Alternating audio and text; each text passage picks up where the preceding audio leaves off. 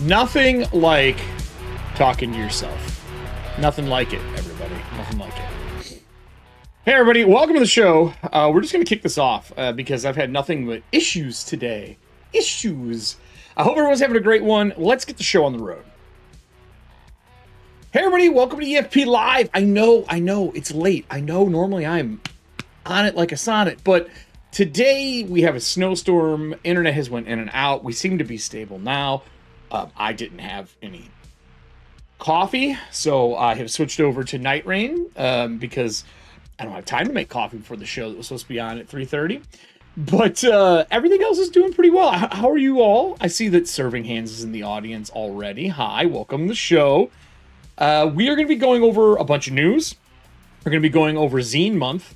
And then I do want to go over like a 10-minute video from, I think it's Dungeon Craft. I don't always agree with his points of view, but I really do agree on this. And I wasn't going to cover this story solo because I just don't think it's, I'm trying not to cover as much 5e news as possible. I really, really am. I'm trying to kind of cut as much of that out and not give them airtime. But the way he covers this, I think, is pretty much the same way I would have done it. And he's done enough research into it that we would have, I got mustache hair stabbing me. We would have came to the same conclusions.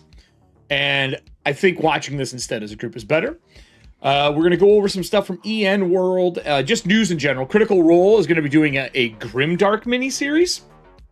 Kind of excited about that. I haven't been excited about a Critical Role thing in ages. Their launch for their game has finally been announced for Daggerheart. They actually have a date. I think it's in May. We're going to go over a crowdfunding for Cult, which looks kind of cool. I'm not 100% sure what it is. Avengers Multiverse is coming out. There's just a bunch of other stuff we're going to kind of go over and talk about what there is in news today. I really wish there was a better news source for tabletop. There's just not enough of them. Maybe there's just not enough D&D news or tabletop news to make that kind of stuff, but it feels light. It feels really light. After that, we're going to go into building our Cyclopean Cyanite for our new Solodark series, or Co-op Dark. I think I'm going to call it Codark. Codark? Kind of like that. Codark's kind of a good name. We're going to go into that, build out our character, and we'll record that segment. We may record this new segment as well and kind of go through it. But yeah, it's going to be a bunch of stuff. Lots of fun stuff to talk about on this rainy day in Cal. Yeah, well, we're getting rainy here, man. It is snowing. It's snowing like crazy in Milwaukee. I feel like I have just one hair that is stabbing me in the nose. Problem with mustache and beard, everybody. If you don't have a mustache and beard, it won't be relatable. But if you do, you understand my plight. I don't even know where my beard brush is. Beard brush. Hold on a minute, everybody. I know, I already started the show late, but where is my beard brush?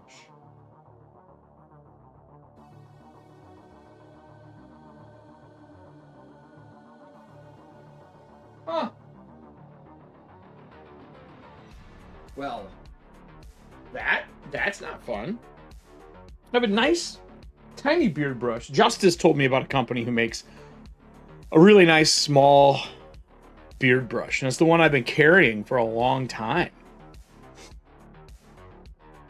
And I don't know where it went. I'll have to look for it after the show, I guess.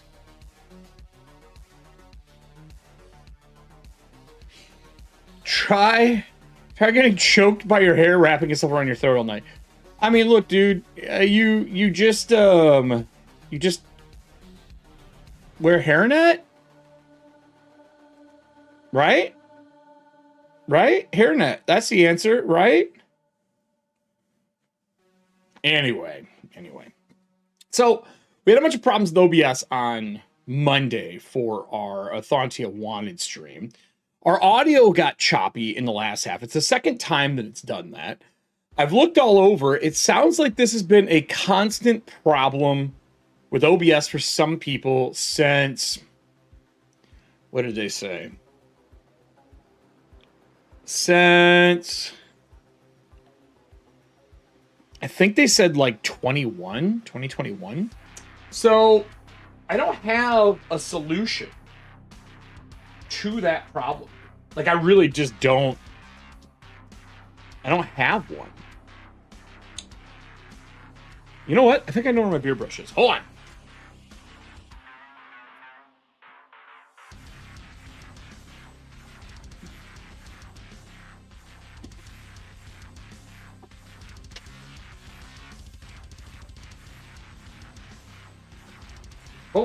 Hopefully, everybody.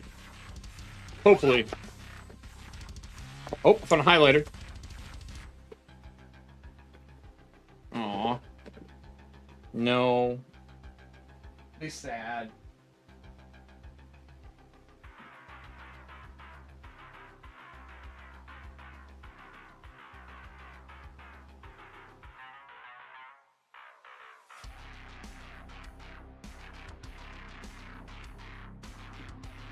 Had to go get my big one.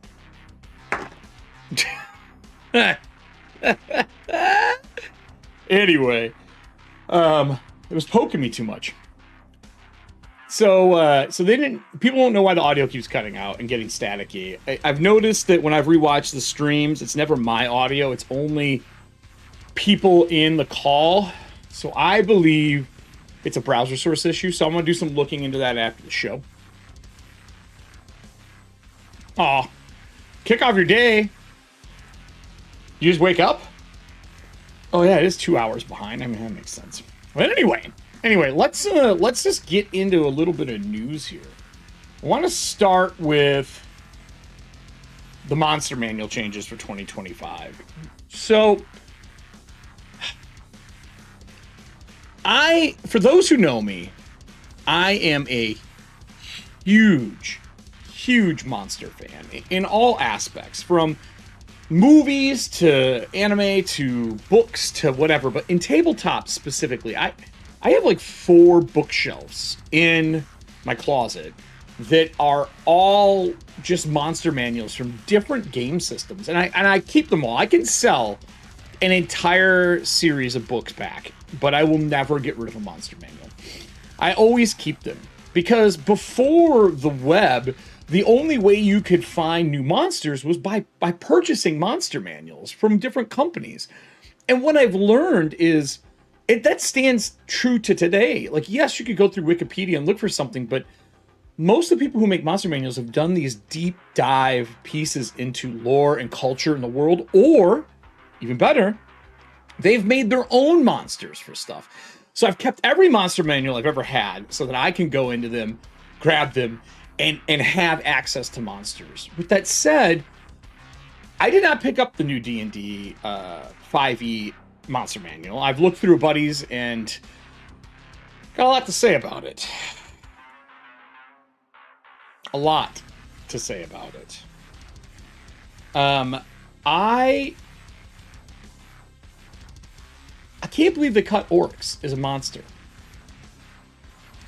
D&D 2025 or 2024 edition. Also, you're calling it the 2024 edition, but your Monster Manual didn't come out to 2025. Can you just fuck right off, D&D? I mean, it doesn't make any sense to me. So, monsters have changed in the Monster Manual. Someone did a good write-up on it. I think it's the Arcane Cloth. I think that's who it was. Arcana Cloth? Yeah, Arcana Cloth. Spellcasting Yugoloth. Yeah, okay. So let's go take a look at their stuff. I hope the pedal works today. It did. It did. All right. So this is the Arcana Cloth. Arcana Cloth is a part of EN World. I actually like this article a lot. This is their Yugoloth. That is a spellcasting Yugoloth. That's their style of it. With this entry now appearing in the A chapter instead of Y of Yugoloth, one downside to spreading out the Yugoloths, there's no longer an explanation for what a Yugoloth is in the Monster Manual.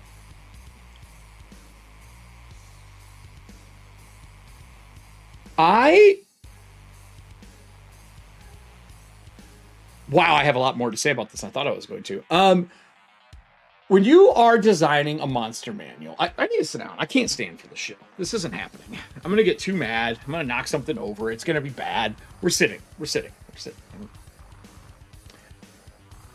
A Yugoloth is a type of extraplanar creature, a demon, a devil, depending on which edition, who you're talking to. But no matter what, if there is a classification of monster, a large monster, you really have to summarize their information. Have a good day. You have to summarize their information. And you have to give people an entry to what's going on, right? Like an actual entry. But if you don't do that, how the fuck are they going to know what a Yugoloth is?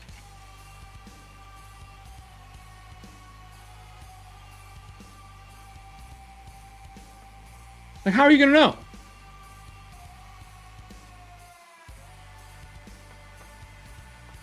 I don't understand why D&D does the things they do. So now, when you're looking for a monster, the Arcana Cloth, this type of Yugoloth, is going to be in A's instead of under Yugoloth. You should be able to look it up by the category. If there was like 5 different kinds of orcs, since we're going to talk about orcs, you would put all the orcs underneath that, because people remember the classifications of what they are, right? Like the classifications of it being a demon, you would put it under demon. If there's a bunch of different demon types, you would put all of those types under demon and let people flip through demons because they want demon-oriented creatures. But now you're going to have them flip through and find the Yugoloth that's the... I don't care about the stats at all. I don't. The abilities are great. I mean, it's cool. Read it. Like, anybody who wants to read this, go ahead. I'll put it in the show notes as well. But I don't understand why people would think in design that this is a smart idea. You know what I mean? Like, why would anyone think that they should be doing dividing up your monsters in a way that isn't a searchable type? Like, you can't do that anymore. You can't find what you're looking for if they divide everything up this way. I don't know, man. I don't know. Anyway. The Monster Manual did a bunch of things that I wasn't a fan of, and I looked through it for a couple hours, a buddy's copy, and it didn't have the descriptions that I wanted. I wish there was a digital copy that I could flip through and show people, but Wizards of the Coast doesn't do that. They only do physical copies. And when you're making the choices for the Monster Manual of what goes in and out of it, sensitivity of other people doesn't make for a good monster manual. It is a thing of myth and creatures throughout history. And most of these creatures are fictional. Orcs never existed, people. I hate to tell you that. Yugoloths also don't exist. They're fictional things that we've made for fictional stories. Why are people so upset about those things? Now, if they're talking about cultural appropriation, because that's the argument that happens with every monster that gets exiled from a book or kicked from a book or churned, it becomes a problem. These demons, for example, demons and devils, the Satanic Panic era of D&D is a real thing. If you don't know what the Satanic Panic is, in the 80s, and honestly, I believe into the early 90s, parents, grandmothers mostly, but mothers as well, would get pissed off about the kids playing D&D because they thought it was satanic, that you were going to worship the devil for playing a game that had devils in it. But half the time, you're playing a cleric that was murdering these aberrational and demonic creatures. Yugoloths are one of those creatures. They're not real. They're just based on a piece of fiction. And they chop them up and put them into their own separate areas. They're still denoted as a demon, but not under. But orcs they took out. And this video we're going to watch, it explains why they cut it out, but I think he does a really good job of explaining why it shouldn't be this way. And I agree. I think the thing he states at the end of this makes the most sense. That a orc, if it is a problem at your table, then you don't use orcs. For example, if an orc is a playable race or ancestry, or D&D calls them species now, whatever word you want to use to denote lineage of what they are in a fictional game, if you could play them, maybe they shouldn't be monsters. Like, does that mean you also don't fight highway bandits that are humans, or elves that are shoving people out of a forest they're regrowing? Like, if they're playable, do you not use them as monsters anymore? Just like drow, everyone has a problem with drow, or drow, depending on who's pronouncing it, because they are dark elves, but they live underground, which makes no sense. You know, like that already, guys. It's fiction. They're dark so they can hide in shadows and skulk through for these underground pieces of warfare. Stop trying to make it about our political lives and our agendas. Just play the fucking game. So we're going to watch this. It's good. It's short. It's like 11 minutes. I think he nails this. We'll clip through the ads that he has because I'm not going to make you guys watch that. I'll put this in the show notes as well. Just know that, like, I mean this with the best intentions. Stop being so fucking sensitive. If you're so sensitive that the game you're playing bothers you, you need to fix other things before you play the game. That's it. That's all there is to it.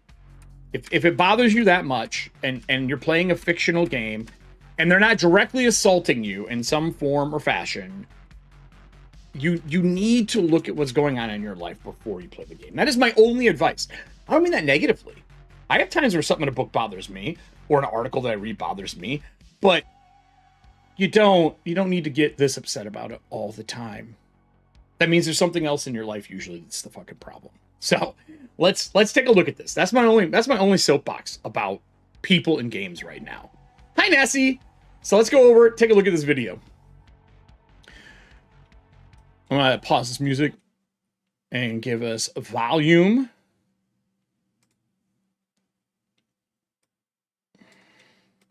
In the monster manual. Kinda. Strap in. Let me reboot this so you guys can hear it. Orcs are no longer in the monster manual. Kinda. Strap in. It's dungeon craft. So this guy does some amazing videos. Teacher, really good dude.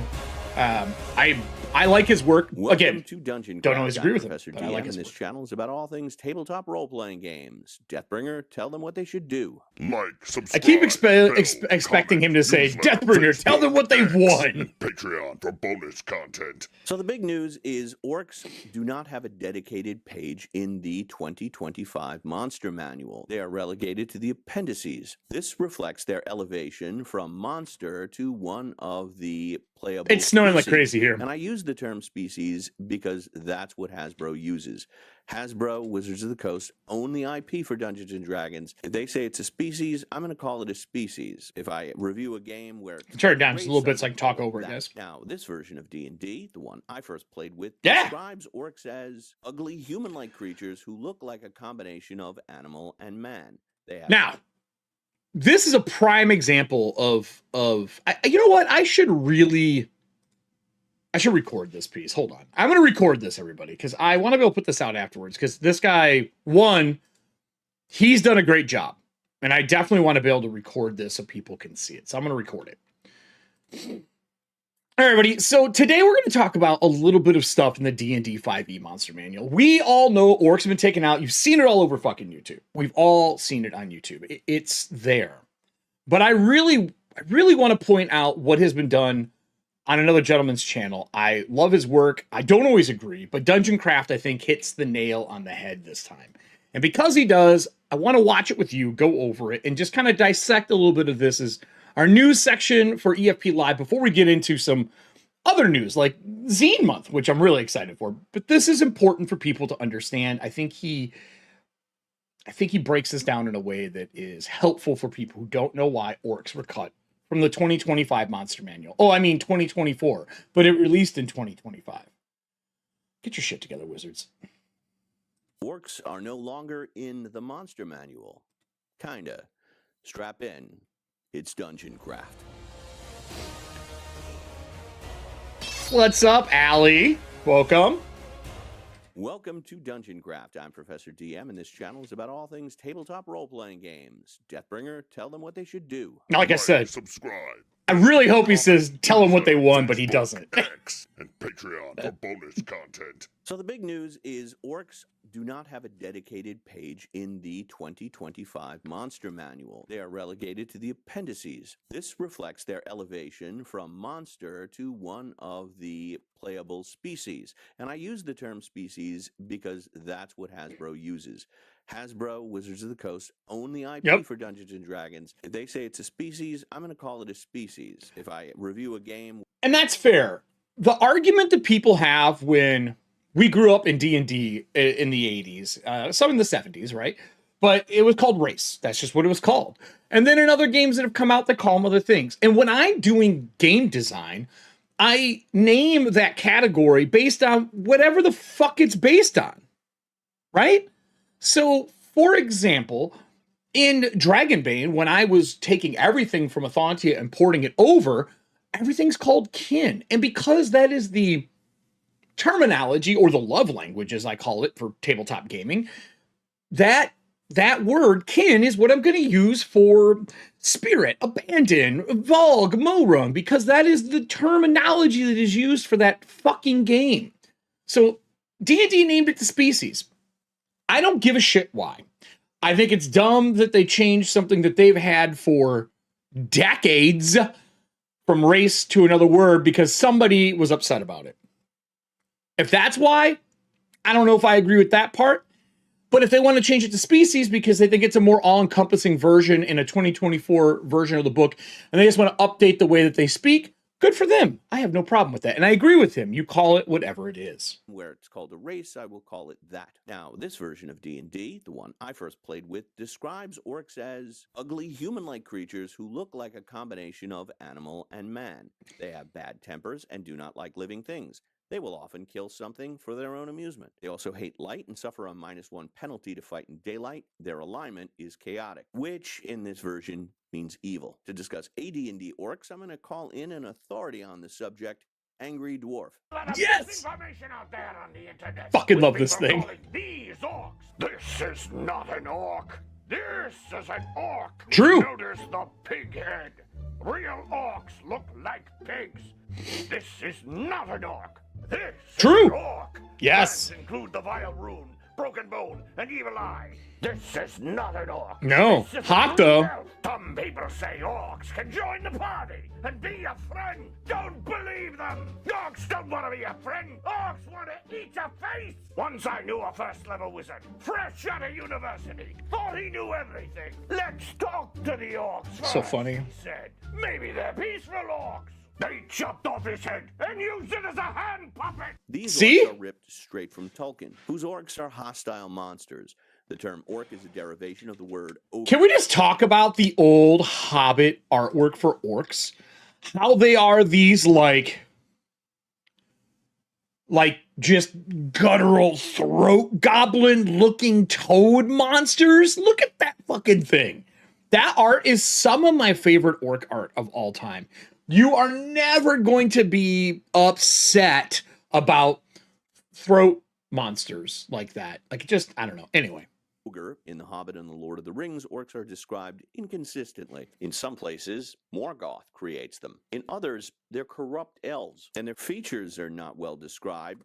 Tolkien gets into more detail in his letters, but I don't consider those canon because they're not actually in the books. In Moria, Samwise stabs an orc in the foot, and it's described as having scales, and the blood is black, suggesting the orcs might be reptilian in nature. We don't really know. It's left to our imaginations, and in my opinion, I think it's better that way. Uruk-hai are half-orcs led by Saruman, but the breeding takes place off-screen. In his Two Towers film, Peter Jackson...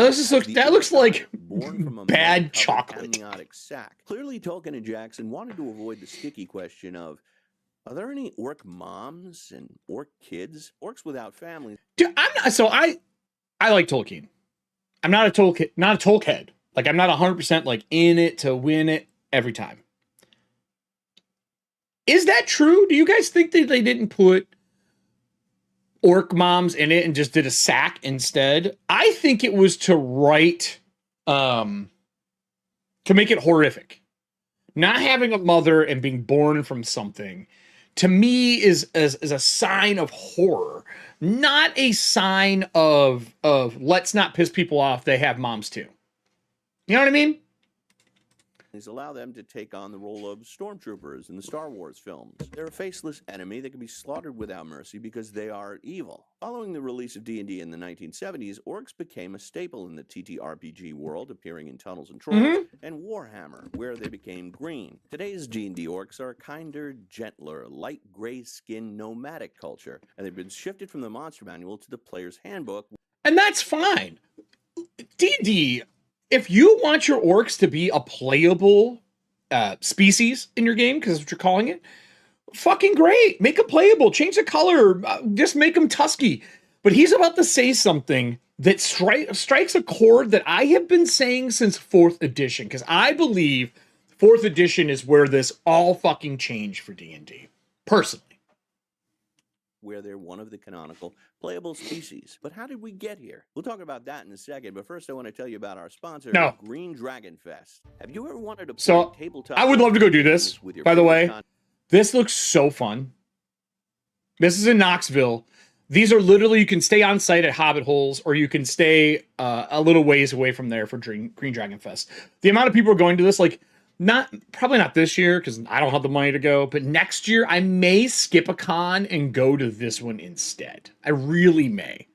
It looks so cool. I will play it so you can see it. I think this is fucking awesome. Straight out of a fantasy novel. Now's your chance at Green Dragon Fest, May 1st through the 4th at Ancient Lore Village in Knoxville, Tennessee. Play alongside any award winner Kelsey Dion, Justin Alexander, DM Scotty, Bob Worldbuilder, and of course, I would love to be on this list one day. Admission is all inclusive, and you can upgrade to stay at the village. At the time of this recording, only 8 accommodations and 22 tickets remain, so get your ticket at greendragonfest.com. It's pricey though, guys.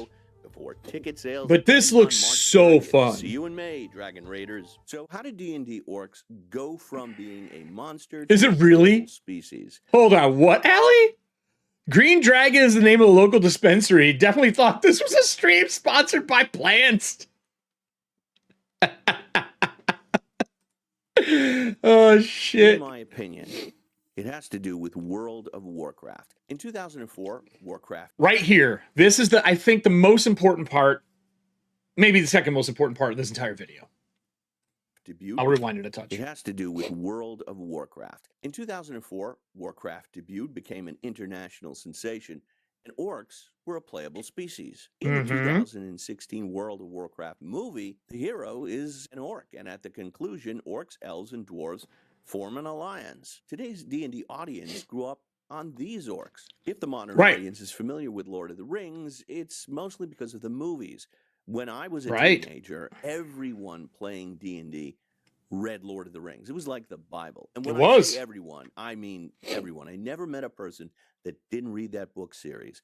But my kids, although they are familiar with Lord of the Rings, they've never read the books. My sons have only watched the movies. Dungeons & Dragons has always been anachronistic, snatching bits of weapons and food from different time periods and mixing and matching. Stealing monsters, magic items, and even its spell system from pulp fantasy novels, Arthurian legend, Greek mythology, and Hammer horror films. It's always been a mashup. The depiction of orcs in popular culture has shifted, so it's shifting in D&D too. And it's all about giving the players the option to play what they want to play. In the OG DM, right.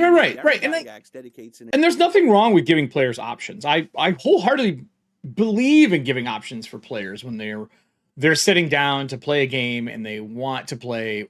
If their dream is playing an orc because they want to be a big badass that knows how to fight, or an orc that cooks for the tribe, you fucking go for it. It's fucking fiction. An entire 2-page spread to the idea of playing monsters as player characters. He doesn't forbid it, but he cautions against this is in first edition, by the way.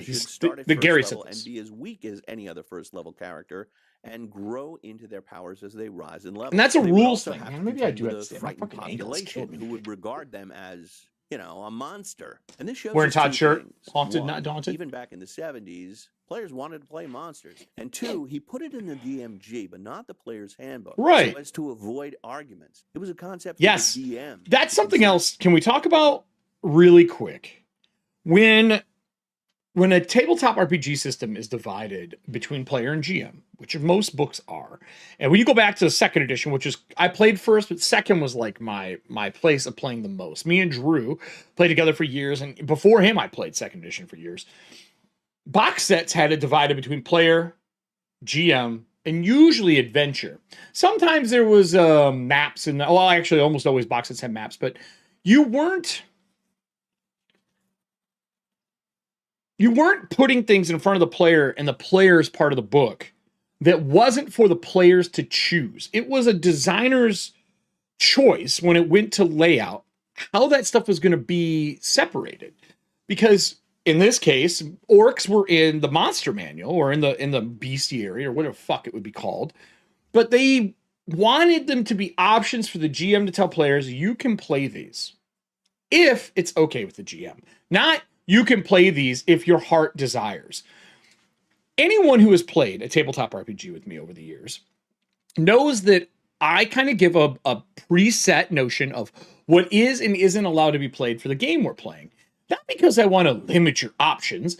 It's because if I'm getting ready to tell a story that I want you to interact with and flourish and develop, some things just don't make sense to be in that story.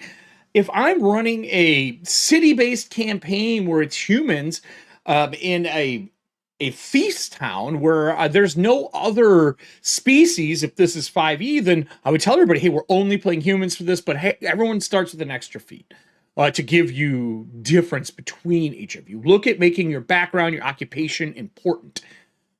I wouldn't say, hey, everyone play humans, and then, Jeremiah comes up to me and goes, oh, I want to play an orc today. No, we're not doing orcs. Why? Because we're making a union at the table that has decided that we are only playing humans for this. If you want to play in the next campaign that's fantasy-based where all species are allowed, I'll let you know. And that's how I would handle that. But it doesn't work. Like, I wouldn't expect every Dragonbane game to take all of the ETHAUNTIA kin and put them into their game. Not everyone should play spirits in a game. It's not for everybody. It takes a different style of running a game and thinking. When monsters became playable, they were in the monster manual and it was an option. And I think for games where monsters are not the common playable thing, they should stay that way. D&D has decided that species is now a playable thing. That is why it is not in the monster manual. Because it's not a monster. But I swear to fucking all that is holy, if I open that fucking monster manual and there's a fucking elf in there, carefully. The 2024 Player's Handbook presents orcs as a playable species, but to avoid accusations of bioessentialism, they've avoided stat big word. Species. Instead, ability scores are aligned with your character's occupation. Dwarves aren't naturally stout, but a dwarf miner would be. And turtle people aren't slower than anyone else. Essentially, I also think that I like it, and this is the one thing about Dragonbane that doesn't happen. I like when kin get some statistical bonuses because it reminds me of playing video games. If they're not going to, and there's no statistical bonuses, Dragonbane just cuts all statistical bonuses out. I think the profession needs to give you the things that make you different. And in Dragonbane, it's talents. In 5e, the things that make species and classes and backgrounds different aren't feats, because feats don't work like that in 5e. Fuck, in 2024 5e, feats are an option. They're not even part of the general game. A lot of us play with it, but they were an option. So them taking away statistical bonuses from your species seems weird. Even when Pathfinder went from 1 to 2 to design their own system, they said, we're not going to give you set statistics for your, I think they didn't call them species, ancestry. Instead of us saying, hey, this is what it is, you just get points to spend And then you get one of these two bonuses and you pick which one you want. So it's not always the same. Regardless, I don't understand the being upset just because you denote that some of these fictional fucking races or species have better stats than other ones since it's a game. Character is a variant human. People can look like an elf, dwarf, orc, dragon, demon, turtle, or cat, and it's all normal. Everyone I'm gonna is a rewind that. superhero. An elf, dwarf, orc, dragon. This is important. Character is a variant than anyone else. It's important. Essentially, every character is a variant human. People can look like an elf, dwarf, orc, dragon, demon, turtle, or cat, and it's all normal. Everyone is a superhero in a vaguely medieval Ren Fair fantasy world where demons are just accepted. It's like, oh, there goes a demon guy. Hi, demon guy. Hey, you guys want to go to IHOP, get some breakfast or something? That's the lore now. So it's not surprising to me that orcs have been removed from the monster manual. 10 years ago, I ran a Monopoly club at my high school, and my players were thrilled that the new version of Monopoly had eliminated the iron token and replaced it with a cat and a helicopter. Do you guys have a favorite token out of those? And why did you replace it? Just keep the iron and the cat. Who cares? One student, Alice, who loved cats. She was happy I know. to cat around the board collecting props. They're saying the iron was put in place in Monopoly because it was what the 1950s household wife at that time would use, right? Right? Like that they would use an iron, and that's why it's in there. But I don't know about you. When I was working and doing the stuff I was doing as a bodyguard, I had an iron every day of my fucking life. I would have picked an iron any day. Also, it is the weapon you choose when you're in a hotel if you have to fight somebody because it's barely attached to the wall. But I digress. Property and hoarding her money. She never traded, so she always lost. But it took a long time, and she was happy. Monopoly She Club or just Cult. wanted to play Cult. cat. These changes were preceded by years of market research, and that market research showed younger players liked cats and 100% Cult. helicopters. That's why Tasha's Cauldron introduced rules for what are essentially Pokemon pets. And Yes. Strixhaven is a mashup of Hogwarts and Dimension 20's Fantasy High. Yes. The lore of Dungeons and Dragons is not sacred to the bean counters in Hasbro's C-suite. If kids want beholders to be cute, they will be cutified. Easier to sell beholder plushies. The challenge for D&D is it's a slippery slope. What if players Ruining my want to play favorite monster. gnolls or trolls or bugbears or... Then you do an all Galactic monster humans? In campaign. a world where you can play... You can do this. You can do this. 3.5 came out with Savage Species back in the day. And Savage Species was all of the different monsters that everybody always wanted to play. But they broke down their abilities in leveling bonuses. So as you would level up, you get new bonuses that monster would get. And then once you cap at that, maybe it's a 3-level monster, maybe it's a 5-level monster, maybe it's a 10-level monster, you would get those pieces. You would get those things as you go through. Just play a monster game. If you want to play a bunch of monsters that operate out of a cave that are trying to get along with a civilized group, like this would be a great anime game. Or honestly, it could easily be a tabletop RPG D&D game. I've ran many monster games. I ran a game where an aboleth was the head of their community that no longer was trying to change people over anymore and was trying to establish farmlands in the area through the people that had found it and using its powers to like make the fields grow quickly so that they could sell their crops to all the surrounding communities. And their job was to win over each one of these villages in the area, slowly making a township. My party didn't know that we were really playing in the Sword Coast and Forgotten Realms, and we were playing way before the main cities in the Sword Coast were made, and they were making the foundation of that. I was doing like a big precursor history. They didn't know. I didn't tell them. Until somebody finally asked a date, and I told them what the date was. And they're like, wait, that's Faerun. That's before all this stuff started. And they're all playing monsters because I was trying to show the stack of history in society. But anyway, just play a monster game. Play anything, nothing is a monster. And if nothing is a monster, who do you fight? And this is not me hating on Hasbro. I'm making the observation. This is a... Look, we fight ourselves more than we do anyone else. I'm just saying. So what's the answer? Are orcs evil? Is hating on them racist? Right. Hold your fire in the comments. I'm going to give you the one true This is smart answer. Kind of, sort of, maybe That all depends. I've linked two Yes. great videos below. Is a Goblin a Person by Grungeon Master and how RPGs turn goblins into people. I've not watched these yet. I should. RPGs. Not today, These are though. thoughtful, well-reasoned videos that tackle this complex Oh, subject. God. I'm going to give you the Cliff Notes version. Star Wars If you Monopoly is awesome. I have it allow downstairs. your players to play orcs if they are a playable species, I hate Monopoly, though. then the answer is yes. But they're not really orcs. The orc is just a variant of human. But Correct. if you say orcs are monsters that Correct. eat humans and cannot interbreed with them, Oh, I saw then Kim's here. Hey, you know, Kim. Tolkien, Warcraft, Dungeons and Dragons are not authorities on orcs because orcs don't exist. In the anime Goblin Slayer, the title character saves a cleric after her. I fucking love this series.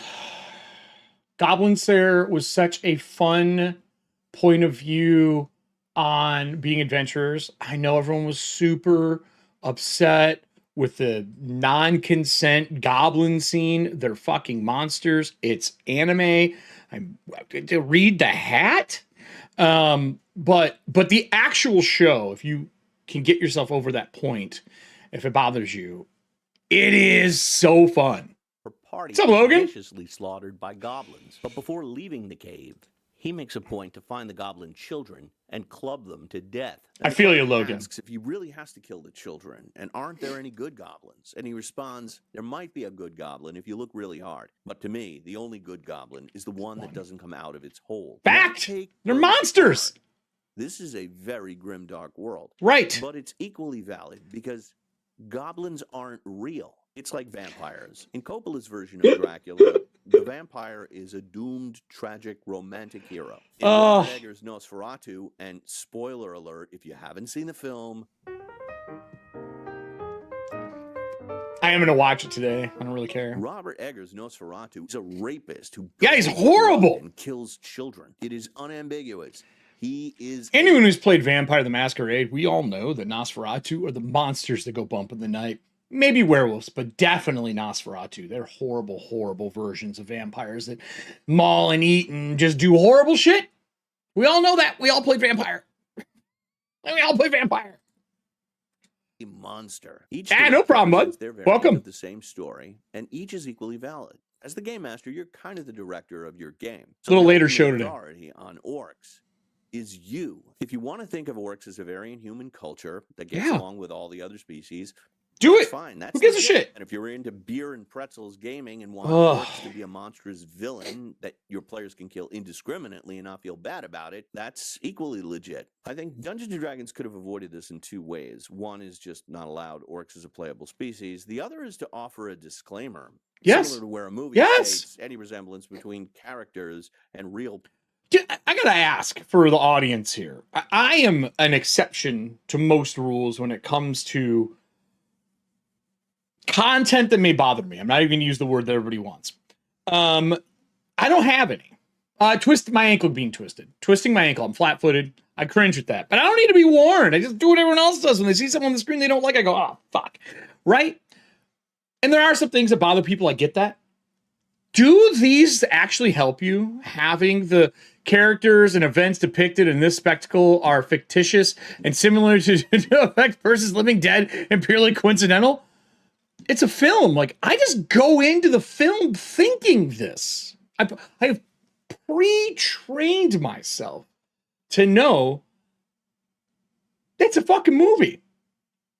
people is Documentary is different. incidental. That would have squashed this whole debate, and 'Cause it's- I don't know why they didn't do that. In a way, They should have done this conversation is kind of absurd because it presumes, as a starting point, that there is a definitive version of Dungeons and Dragons. I don't believe that. If you're new I to agree the with hobby him. space, you should know Wizards of the Coast owns the IP. That is the most popular version right now. But there's at least 11 other editions of it, and tons. Agreed. of It's variants. like My law bad, speak Deathbringer. almost. All characters are human, and orcs are described as pig-faced orcs. They are monsters, and that's a conscious. My man choice by bringing the it. Designer. Pig-faced And I don't want orcs. You to feel bad about killing them, but that's what I think. What do you think? Share in the comments. I below, do. But please be nice to each other. Now you can get the starter version of Deathbringer. He is finally doing a Kickstarter for Deathbringer. I love this art style. I miss this art style. I'm very happy seeing this kind of grungy version come back. I decided the other day, I was actually talking to Allie in PMs, whatever, fucking Discord and messages. I think that I'm going to describe Breachers as medieval grunge. I want grunge medieval. I want like a fuck the system grunge medieval. Because I feel like people go into the wall anytime I run it and they come back out not wanting to work for the organization. Maybe it takes 1 or 2 times, but super cool. The link below where it's an adamantium bestseller on DriveThruRPG. Oh, here, let me pause this. Well, a long time ago, there's something bad and you can't deal with it in the game. Either you need to make it clear at the start or go get some therapy. Even better, Logan. Gaming's not monogamous. If it's your home group, again, the biggest exception to these rules is I run a lot of games at conventions, and you gotta kind of white glove it for the first 20 minutes.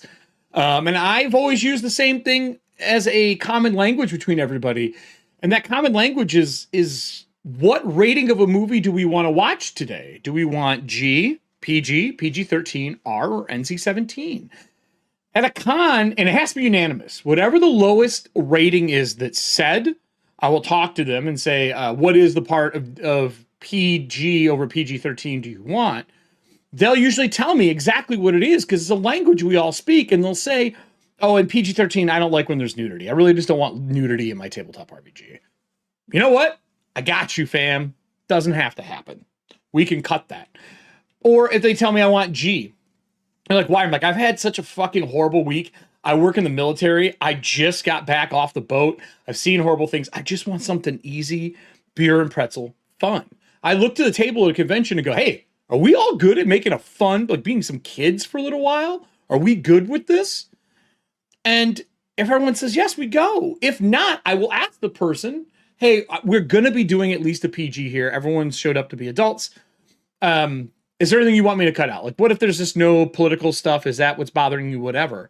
But I don't have to have that discussion. I would say 99% of the time at a convention. And I've ran more convention games than your average person, like legitimately.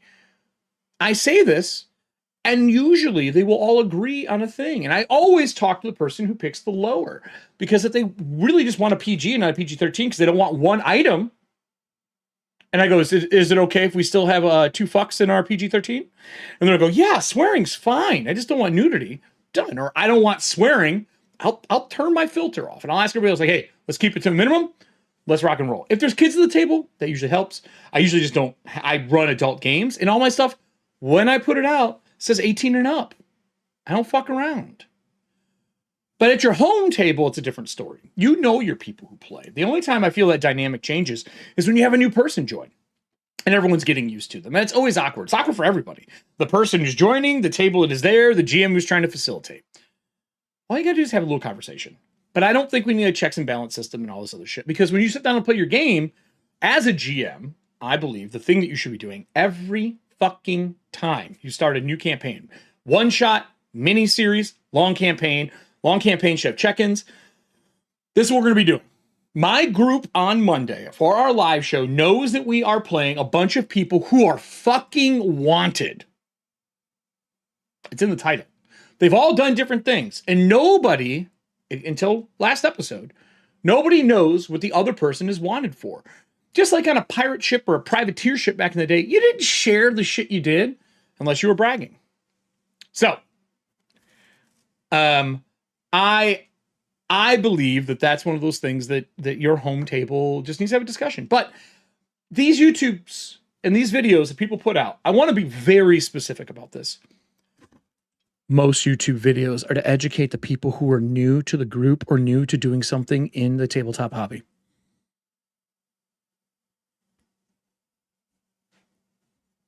I don't think that was new to hear.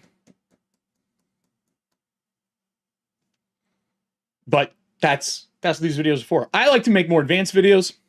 I assume through my actions that my adult understands, my people are adults and they understand what I do. If there's a kid watching my show, like I say all the time, there's an X in the fucking corner here. You should click that bitch because this is not for you. Well, let me go to the chat. A whole bunch of people have said stuff. Probably both. I agree, Logan. There's no nudity in my TTRPG. I'm at the wrong table.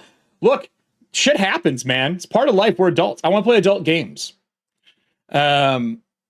Waist down, of course. Of course. Just waist down. Yeah, of course. I like to have a group where no one limits things so long as it handles adults. Yeah, of course. We're here to tell a story together. Al, you say you're not pirates, but I read the stuff that you chose for how your group gets together. You fucking pirates. Or, you are deep dive salvagers with a dredger ship, aka pirates. I see you.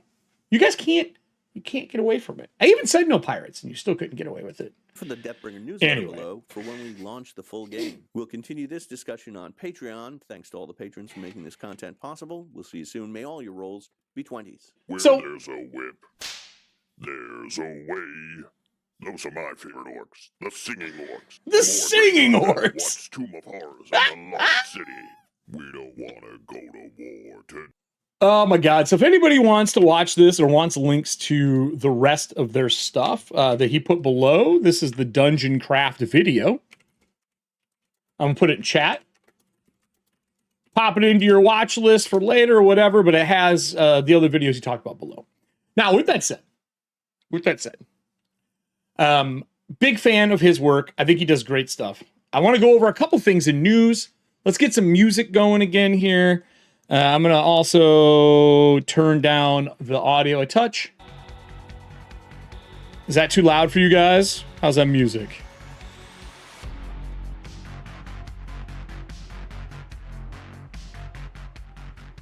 I like putting it at about 35. There we go. So we're going to go over a couple things. I want to go through some new news. Always thoughtful, Logan. That is the exact point, my buddy. I believe that I don't always agree with them, but that's why we all have our own fucking tables. You know what I mean? Like, everyone has their own, your own opinions, right? There is no reason that we all have to agree on stuff, but we do have to agree that we're having fun. Because if you're not having fun at your table, then you're fucking up. So, but I agree with you. I really do. I wish Professor DM was my dad and you were my older hairier brother. I mean, look, I do have a little fur, right? I have my hair's very long. I actually need to get it cut before con. I will be a Gary Con for those that are going. I got my badge and all that stuff's all sorted out. Good to me. So yeah, it's gonna be fun. I am running 2 games while I'm there. I'm bringing Breachers. Hopefully, I'm really working hard this month to get the zine done, so that the first part of Breachers will be out, which is the piece we've been working on with the 3 classes, the new ancestries, the new gear, and then I'm going to put a little bit of what Breachers is at the end, along with an adventure. I don't know which adventure it's going to be. I haven't decided that part yet. Fuck. I may put my dungeon crawl one in there. I don't know yet. I don't know. And then after that, I'm going to be bringing ETHAUNTIA and doing randomly rolled dreadfuls and just running them live. So I'm going to print and set down the dreadful. Everyone at the table is going to make a roll that, can, and I'm going to run a dreadful based on what's there. I'll have pre-gen characters, and that's it. So that's what I'm doing. I never liked the universal turntable. Oh, you're talking about his Lazy Susan that he uses? Is that what you're talking about? I tried it. It's fucking awesome. I tried it. The idea of... So the reason I like it is in movies, vehicles or things that move fast used to stand still. And then they would move the scenery around the object. So if this was your vehicle, my headphones, everything would move by it, right? Over and over again. And that would make it to where you could have a conversation in the car and not worry about this moving, and you would just rotate the screen behind it. What I found the Lazy Susan does, the thing that he does, when he's building the terrain around it, it is easier in a game where light is important. I personally, Shadowdark and Dragonbane with no dark vision has brought gaming back to a gritty root for me that was missing. I didn't know what was missing. I didn't know that I needed no vision to be a thing. So when you're doing a dungeon crawl, I only pull out the Lazy Susan for scenes where we're in a room or they're traveling down hallways and it's winding. And it depends on, I love having a mapper. I love having someone try to draw the map as we're playing. And you make it clean and concise because whatever map they come up with at the end, unless they fail to roll, that's the map. Like, think about this for a minute. Think about it. You hand someone a grid paper, you draw the door where they come in, the entrance. That's all you draw. You just draw the entrance, and you draw that first hall, and you put every square as 5 foot. And you say, who is the mapper in the group? Who's drawing this map when you go to breaks and taking time? Who's doing it? And you let them draw the map. And the way they go and come back through, they follow that map. But that next time they come back, you make a check. And in red, you circle, this section is wrong. And they go, wait, what? And you're like, yeah, that's not right. But that's how you have it drawn. What do you want to do? And they have to think about how they're going through this dungeon. A dungeon's an ecosystem. It's a living fucking thing. So I love the concept of the sliding piece. And I think that moving the dungeon set pieces on works really fucking well. Oh, I forgot I was recording this. We're live, but for those who are watching this, remember, if you like the video, down below, click the little bell icons and everything else, subscribe, like, all that jazz. But most importantly, watch, listen, learn, be a better game. Now let me stop that recording so we can continue what we're doing. I forgot I was fucking recording that. This new OBS that fucking updated doesn't have my big fucking red light. Fucking pisses me off. Anyway, I do think that I think that it works well. Check it out. Look at the Lazy Susan a little more. You might find that it's to your liking.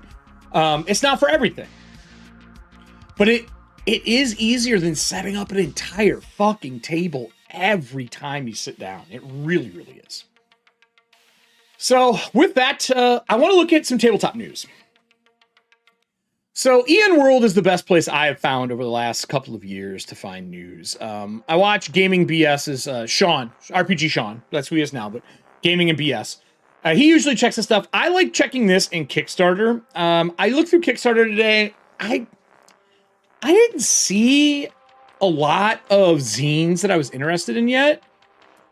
Blue Sky, there's a couple people that I'm following that are making Kickstarter stuff. I'm active on Blue Sky and Twitter. I don't care about the political aspects. It's not why I'm on it. I have a business, so I use it. Axe is a good place to find out when my shows are and what's going on, or just in my Discord. If you're not in my Discord, join. I always put the events up there. You know what it is. I'm going to start posting a schedule as well. But my Blue Sky is more about process and what I'm building, and it's definitely more of like me working on stuff. And my Patreon is where I'm really going to be doing a lot of that from here on out. Everyone I feel like is going back to Patreon since they've done their updates, and I tend to agree. I guess there's a few things here. Or maybe there is a few things that we can look at in in Google Drive. One of them is Cult. I'm going to bring this over here. And this is kind of where I want to start. So in EN World, they have Cult up here. It was today at 1:30. Crowdfunding news, everything that's going on. I haven't watched this yet. And I am curious to see what Cult is. I hope... Is there a link to YouTube? No? Let me see something here. I don't like watching them here. They're too small. Cult. Is it K? K-U-L-T. Divinity Lost? Chaos trailer. Let me see how this starts.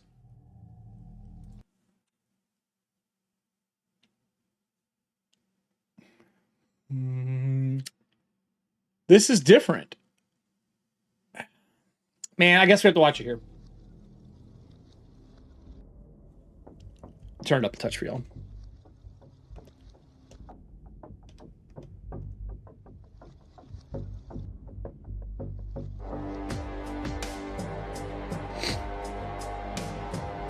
I'm interested in this. Should be cool.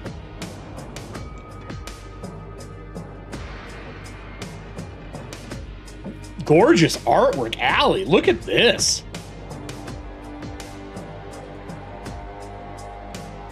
Okay.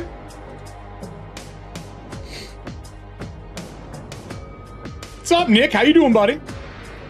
We're going through some of the Zine Month stuff, but this popped in my feed and I wanted to see what it was.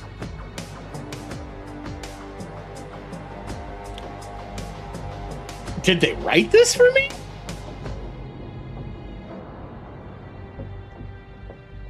I've never played this horror game.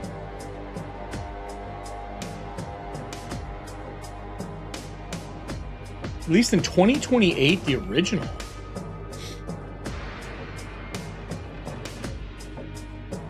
Hold on. How have I not heard of this? I feel like a jackass.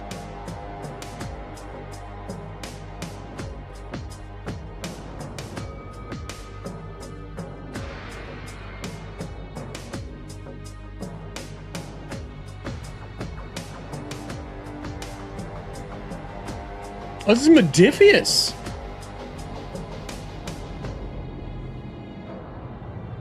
Man, Stockholm, Sweden has been putting out some fucking crazy shit. Okay. Iconic covers, that's my jam, baby.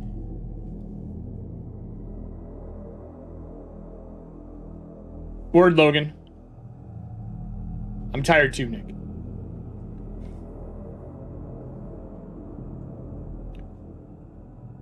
It's gonna...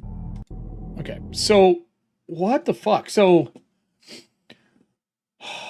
2018 found a record-breaking Kickstarter and later expanded another Kickstarter. So what? Join the cult. Zoom this in until it gets rid of that shit. Thanks, Kim. I liked Archiver. I really enjoyed running that series. That was super fun. Cult Divinity, Lie, Mankind, and Trapped in Illusion. We do not see the Great Citadels and Metropolis towering over our tall sky. So this is modern.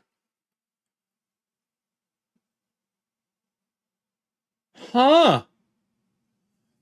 In this Kickstarter, Helmgast is excited to present 2 new source books. The Emmy Award-winning game Cult Divinity Lost. So Cult Divinity Lost.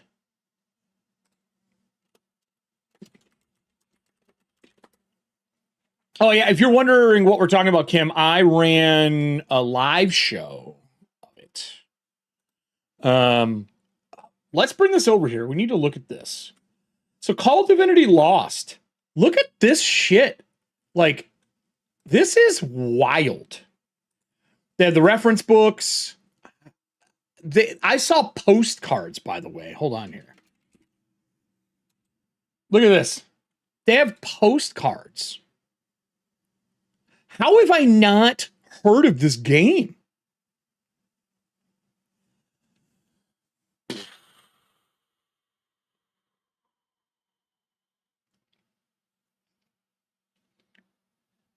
I make a note. I want to get these guys on Corpse Talk.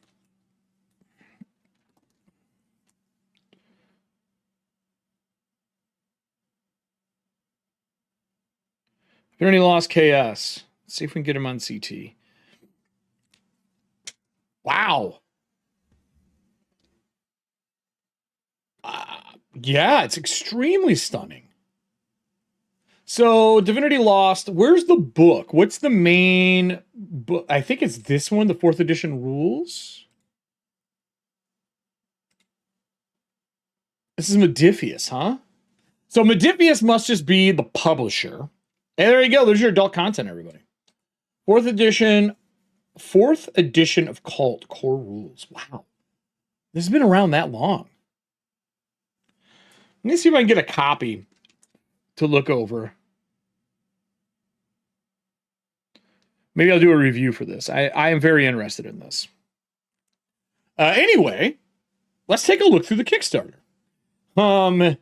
New stuff, Broken Reflections. I love the art. This art is so fucking gorgeous. I love this broken frame look too. Many of the realms of the religions will be expanded upon as we present them in both narrative frameworks. I'm getting a little bit of a what's the name of it? Invisible Sun, like a modern day, like that Invisible Sun feel. Book includes 4 new factions. What rule set is this? What is the rules? Trusted our editor who wrote Curseborn, Changeling, The Lost 2nd Edition, Slip versus RPG, as well as authored scenarios of The Rocket Red Glare. I read John Cena there, even though that's not what it is. Jesus, look at this. Book explores and expands on the illusions of the Borderlands. Okay. A little bit of a dreamscape, maybe? Scarlet Bride. This is up my alley. This looks really good, everybody. Let me turn this back down.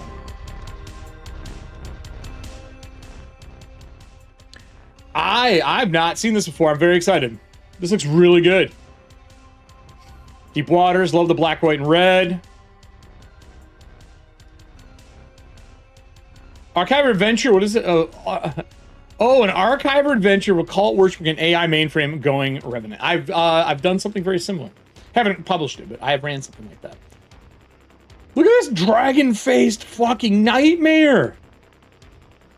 Exile Terrors? What the fuck is this? Are you playing Investigators? I need to know how this works. I need to know how this works. 100%. Remind me of this. This looks amazing. This is a modern horror that I've been missing. A modern horror game. This looks super fucking cool. I'm not going to read through all of this because that's not the point of today. But anyway, new expansion for Cult. I had no idea that Cult was an actual thing. I should have known this. I feel like I fucked up as a fucking just person who follows this stuff. This is the record-breaking Kickstarter that they did for Cult. Oh, I hate when you can't go back and see it. Buy now. Cult Divinity Lost. I want to watch the original video. Maybe it explains what it is.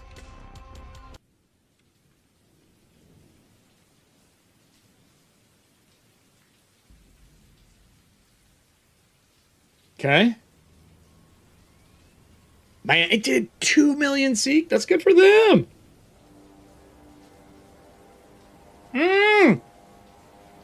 I recognize this logo now. It does look like a raptor run from hell.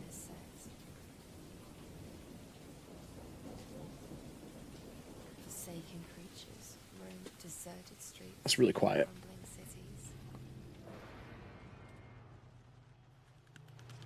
Turn it up for both of us. In the borderlands between darkness and madness, dreams and death, our inner demons come to life to haunt us. The clacking of the teeth. Dude. What? The world we live in is an illusion. Okay. Little invisible sun. Prison created for us.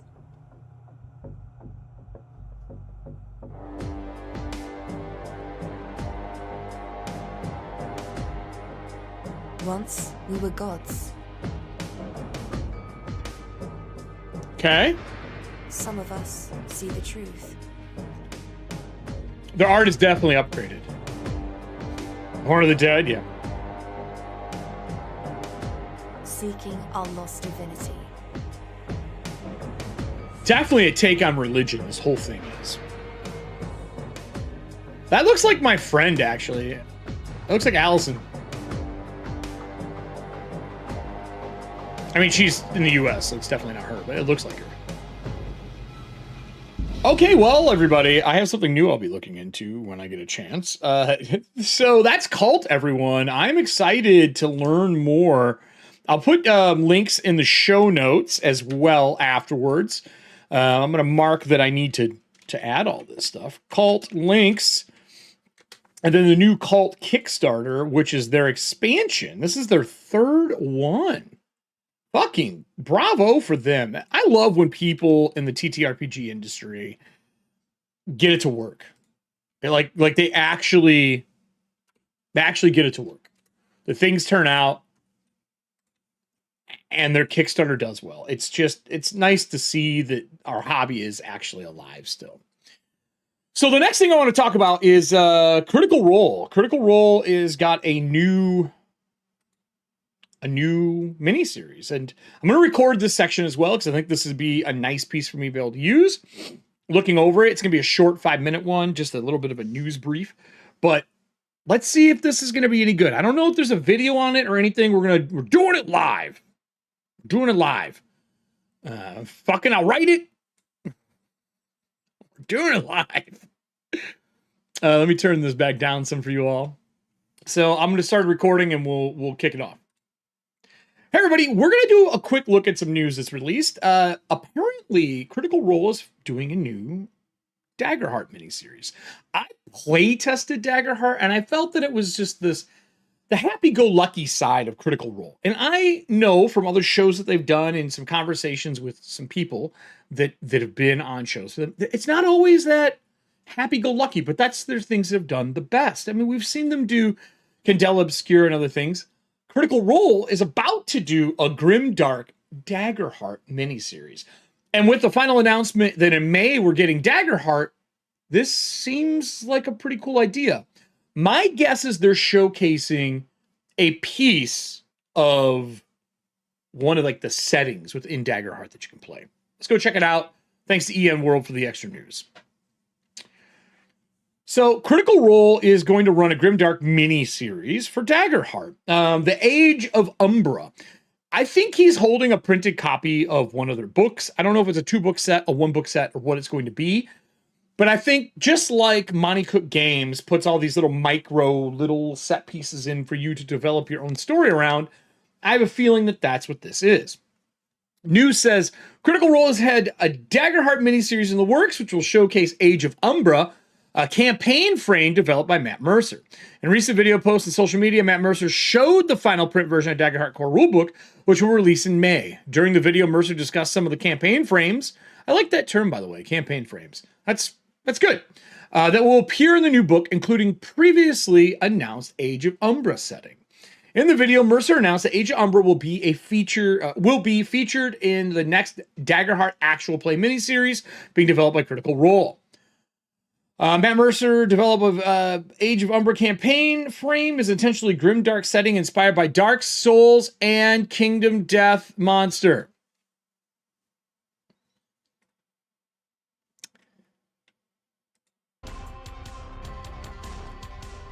Yep. I might have to watch this. Speaking of PAX Unplugged, Mercer discussed the setting in further detail. The campaign I created, Age of Umbra, is similar to Soulsborne, Mercer said. It's a dark, challenging, very grim place by design, and Daggerheart, our menagerie of games, is very silly and very fun, leaning on flexing and going over the top of a character. Age of Umbra is meant to be the opposite. Okay. My Mork Borg setting for Corpse Talk, the Aberration, is exactly that. It's Arthurian tale twisted into dead knights with their heads missing, where you collect the heads to gain the powers of the dead as you search to find your head and save the world. That is my Mork Borg Souls-like game that I literally run for Corpse Talk. So this makes me excited to see. I hope he kills a lot of people. They better not have character art, if I've learned anything. When I play an Archiver, don't have art for your characters, because they're probably going to die. But that's cool that they're doing this. That makes me excited. Does this mean that we're not going to get 5e for Critical Role anymore? I think that's the most important question out of this. Age of Umber is meant to be the opposite, he said. It's a landscape that has been without gods for over 100 years and abandoned the people, and the realm itself is rotting and dying. More Borg style, Borgian style. The survivors that exist have been on the whole, have to hold on to the community because the dark things in the shadows that grow darker and larger as time passes. These threats. So, okay, I get the style. What I want to know is they just wrapped their third campaign. And if they wrap their third campaign, this miniseries is probably going to be the gap closer. Like, it's going to fill in between. Are we going to see them use this to test and see if they need to do 5e anymore? Because I'll be honest, I hope Critical Role continues to do other games and play other things, but I hope they lean in to Daggerheart hard. Like, if they put this much blood and sweat equity into it, I want them to all in this. I want their next major campaign to be Daggerheart. Not that I'm saying fuck 5e, but I mean, you took orcs out. It was weird. But I mean, Critical Role, guys, you put this work into it. I feel like if this is your bread and butter and you really believe in it, you've made your own streaming platform now, like place to come watch your stuff. Do it. Do Daggerheart. Lean in. What do you all think, though? Leave comments down below. I love the idea of this. I'm a huge Souls-like fan. Do you like it? Is it something you would run if you had experience running them with your friends? I know that I got my Kingdom Death Monsters to review. It is some of my favorite miniatures of all time. I buy just the little miniatures from them to represent characters in my campaigns. But anyway, till next time, everybody, watch, listen, learn, be a better gamer. To the live audience, stick around. We're not done. So another recorded segment we can put out. I can edit that down. This looks cool. This really does look cool, everybody. I think this is a fun idea. Am I going to play it? I didn't hate Daggerheart, but it was definitely not my jam. I don't think there's any other big pieces that I want in here. Oh, no, that's not true. I don't think I'm going to record this, but I want to talk about... Monster Manual Dark Tower Merle says D&D is uncool now. Okay, I don't really want to listen to that. I want... They added errata already. Day 1 errata to the Monster Manual. You fucking kidding me?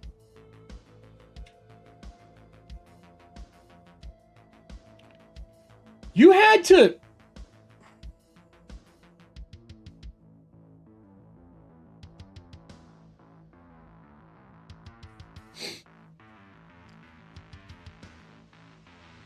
Wizards.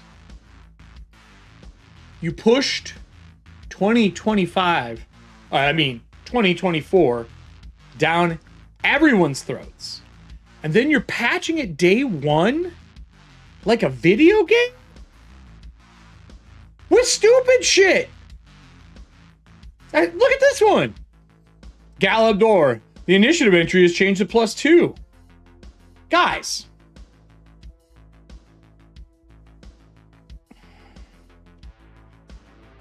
Get fucked.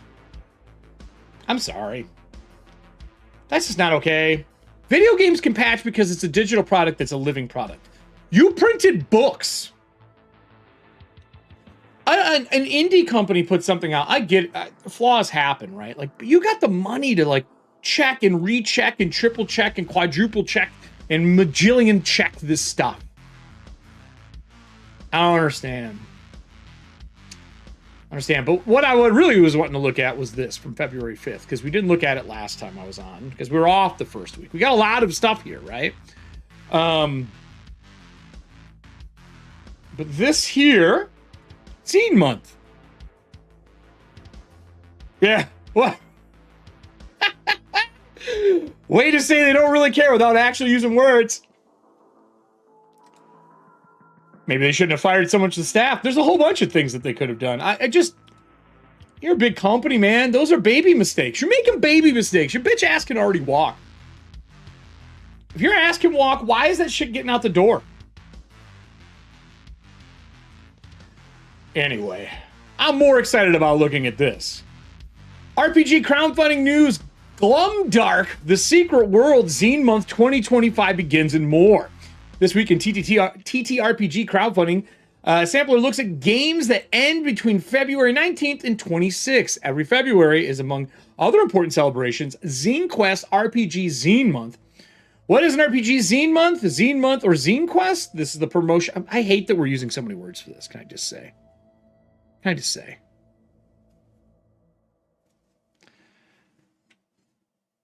Just pick one. Let's be honest, they don't care about those books. They know people buy. Yeah, sure. I just wish it was in PDF format, not the wall garden. But anyway, I'm here. Zine Quest. So Zine Month is super cool. It's a promotion which encourages creators basically to make more zines. They're 5.5s by 8.5 booklets. They're your Knaves and your Morkborgs of the world. I love this that they're doing it. It happens every year. I've not ever been a part of it, but I'm going to try to finish up this one in time for the end of the month, right? This is what I'm going to try to get out by the end of the month. My goal, which we're going to be going over some of this today. But super cool that they're doing it. Booklets cover core rules, materials, adventures. Here's Kickstarter's answer regarding Zine Quest, their initiative that started this annual event, as well as ZineQuest.com's answers. Kickstarter's list of Zine Quest offerings can be found here. Ooh, what dog? Backer kit, Zine Month crowdfunding. Glumdark, love this art. Love this whole set piece. End date, February 21st. Systems, system neutral. I'm not a big system neutral fan. I really am not. Most popular pledge, 36. Crushing it. Look at this kick track here. Fuck me. Go, guys, go. The Secret World. That's another one that's happening right now. This is zines as well. Okay. These don't... That art. The Conquest of Chaos. Kill giants, discover the truth, save the world. Campaign path for levels 0 to 5, compatible with Dungeon Crawl Classics. I want to play DCC at GaryCon this year. My goal is to find someone running DCC so I can play. I have dice. I have X-Crawl Classics. I really want to play Dungeon Crawl Classics. I haven't played it yet. It seems like a blast of a beer and pretzels game. I know the rules decently well, but I've been told every time from all my friends that know that I love Magic that if I were to play this game, I would love the Magic so much that I would never go back. We'll see. But this is cool. We also have Ghoul Sword, just funded. Enthralled to the ever-hungering Ghoul Sword. A wretched tome of relentless OSR violence and bloodshed from Cubicle 7. Love that. Popular pledge, old school essentials, and Morkborg. That makes me happy. Quest for Zines, a Zine Quest zine about zines. Interviews with RPG creators. Awesome. That's really cool. From Philip Reed Games, system neutral, RPG zines, $3 for PDF of the zine. Level Up Advanced 5th Edition. That doesn't seem like a zine to me. I don't feel like 5e stuff feels like a zine to me. Like, when I think zines, I feel like I always remember all the records and like anime and just bands and music and political and religious and everything else making those hand-printed pamphlets of stuff. So like, hold on. This is my travel folder for games. I have like games that I run frequently stowed in here, so I always just have games to run. And in here, I have my... Where are you at? Ooh, did I give it to somebody? I might have gave it to somebody. Did I give it to somebody? Aw, I did. Sad. I gave somebody my choice of life. Somebody asked for it and I gave it to them. I'll print another. But I have all this stuff in here that when I'm running games. So like for my I have a X-Crawl Classics game, and I did, these are dungeon rooms I lay down, and then they have scenes from movies and you have to guess the scene, like which one it's from, which movie. And you play in this area, you play in the zone. So like I have this with me, and then I usually have a couple zines stashed in here as well that I run. So if you're interested in like travel, get yourself one of these accordion ones. They're cheap. I think I got 2 in a pack for like $8. But this is what I usually carry with me for comics. Because then I can just set it down and have all the things I need to run a game. So zines like this that are easy to run, I love this because I can kind of carry them with me and pick it up and run it. And I usually just carry source material because I don't usually run pre-written adventures. But my point is, I don't feel like 5e is a zine to me. But Advanced 5th Edition, as a heads up, is their own thing.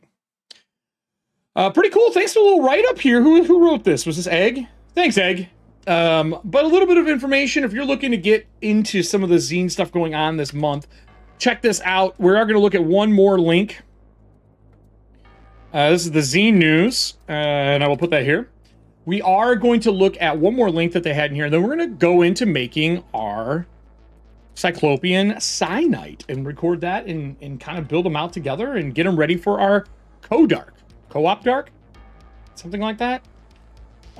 So, we don't need this Kickstarter page. This is all the different zines that are currently part of Zine Quest Month. Rustpunk, that looks cool. 3-Night Heist. There's more. Holy shit, there's a lot of people doing zines right now. Look at this. But anyway, these are all ones being done right now. Super interesting. I'll make sure that this is in the show notes after the show as well. Thank you for collecting all this stuff, Ian. So this is the new stuff coming out. Exalted Funeral, Glumdark, Exalted Funeral. Exalted Funeral, if you don't know them, these people make amazing products. They're one of my like go-to zine publishing companies. They just make cool shit. It's always in your face. I don't know. I love what they do. So if you're looking for a good company to check out, this is a good one. Dullum Wood's on there as well. We talked about Daggerheart. We don't have to do that anymore. What's this one? We talked about this. I think that's all the news, everybody. I think it's time. I think we're into here now. We're into here now. So, with us into this, I'm going to move this over so I can look at it. I'm going to kind of place it over me. I'm going to slide this over so I can see what screen I'm on. And let's get our Acrobat up and running as well. All right, let's test it. Where are you at? So here's our Acrobat as well. This is going to be our character sheet for our new Solodark character. I think I got everything I need. We need art. So that's the first thing I realized is that my art wasn't... I wasn't able to click it and use it. So I'm going to quickly... We're going to quickly add a page to here. Let me turn off our PDF. And we're going to get into building our character. So I'm going to duplicate a quick page on this. I just found it's easier since I'm already editing in it just to do it. So we're just going to add one. Blank page. We're going to go in here. I might have the art already in here. I do. So this is the generated art that I made for him. This is our Cyclopean Cyanite. They made an appearance in our last Solodark game. I'm editing that this week to put it out. Hey man, get dinner made.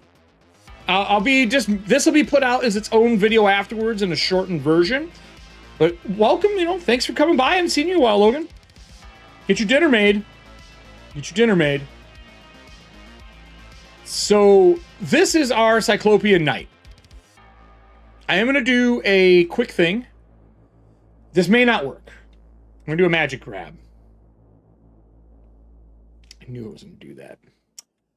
Let's see if we can get all of him.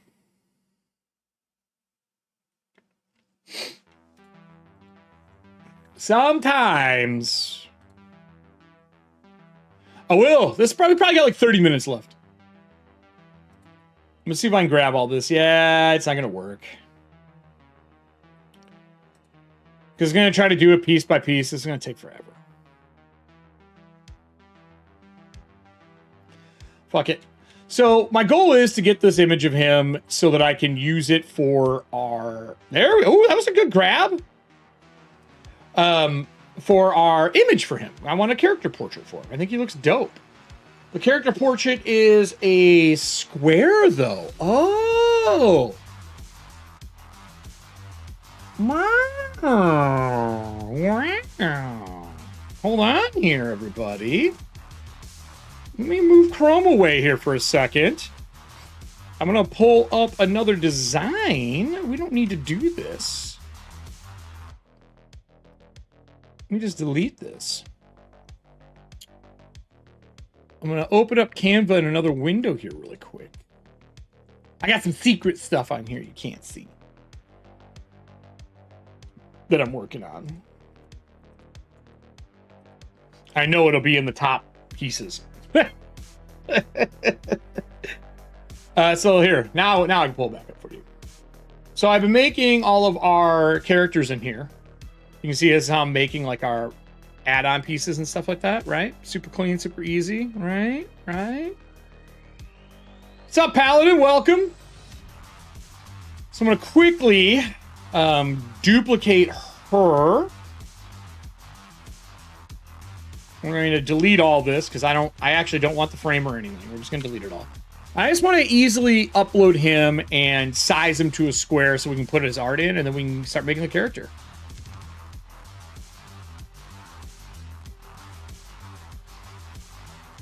Let's see if we can do this.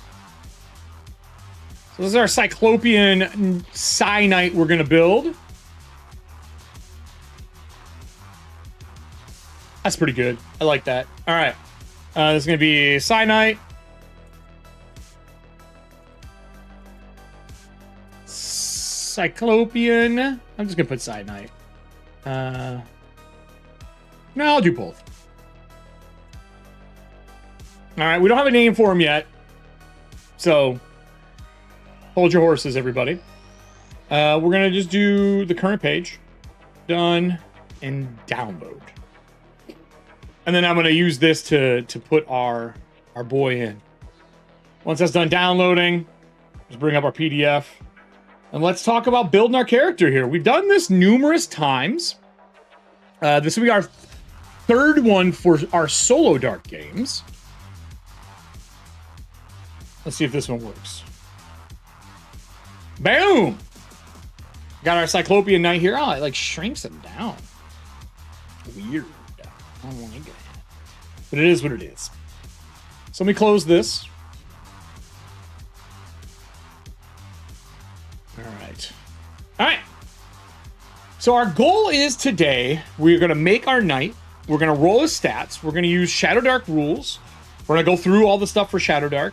We're going to use our new class. The audience will be rolling everything.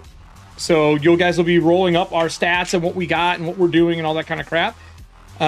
He needs to be kind of a badass. We don't want these stats to suck. Yeah. I haven't decided what his name's going to be yet. So we are going to do we want to do 46 drop the lowest? Hold on here. Let's open up the other PDF here. We're going to need this. We're going to do it by the book. He is a hero. He's a solo, so we may re-roll some stats for him. I think we're going to do 46 drop the lowest. Thanks for the sub. I think that's what we're going to do. So let's scroll down here. If you haven't picked up Solodark, now stores are starting to carry it, like your local game stores, which makes me really happy. I'm glad to see this game spreading like wildfire. There's a new video out from Arcane Library about mass combat. I wonder if it's gonna be similar to mine. So characters, movement, rounds, checks, stats, 3 to 8, characteristics, blah, blah, blah, modified. Yeah, we know that. We want to make our character, though. I feel like it's 3d6 down the line, but I'm not positive. I'm not positive if that's what I want to do. We're starting at level 3.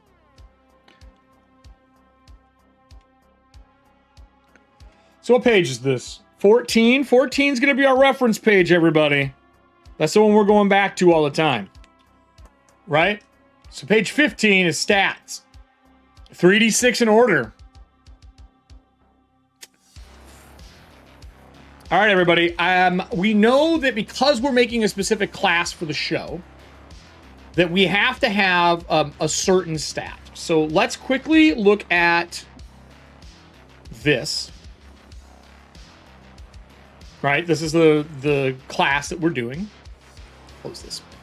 And let's look and see. So we're going to be a Cyclopean. We know that.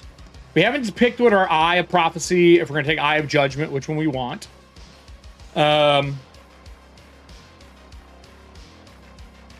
Well, it's Solodark. So Heroic is kind of what I like using a little bit more, but we didn't do that for our chef, and our chef died, and this guy's here to save him. But I feel like he's more of a hero than the rest. 46. That was loud. 46 dropped the lowest is the normal, isn't it? Right, for heroic mode, Nick? Nick's saying, unless you want to go heroic mode. But 46 dropped the lowest is heroic, correct? Usually. So we know we got that we're doing, and then we are going to be doing the Cyanite here. And we're going to need a good intellect for what we're doing. So no matter what, our highest stat is going to go in intellect, I think. Or pretty close to the highest stat. So let's do some stat rolling, shall we? Do I have the camera set up here to where I can turn it on? Hold on.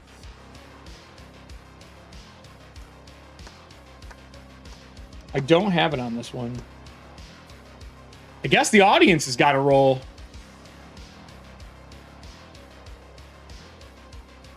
Don't have it open. Is that in the core book? It doesn't say that here. Is that in one of the scrolls, Nick?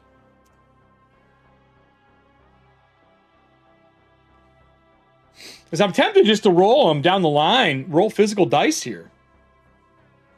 Because that's what I have been doing. Right? Let's just do that. We're just going to roll them. I'm going to roll them here. I'll have you guys roll tables and stuff, but I want to roll these dice for this guy. Okay? So let me add this cam in here. I don't know if I have it here, but we're going to look. There's a chance that I have it. Oh, hold on, Nessie. Hold on.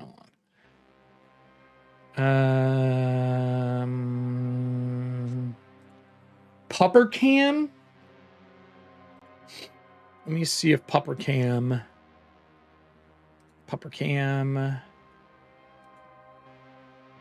Face cam. All right, here we go. So we got it here. It's big. It's a little in charge, right? You can see it. You see all the stuff in the way. The Sharpie. Not Sharpie, but... So we're going to roll in here. You see the notes. What we're doing. I think I can move this down a little closer. There we go. Ooh, this is dusty, everybody. Hold on. Let me make it nice and clean for you.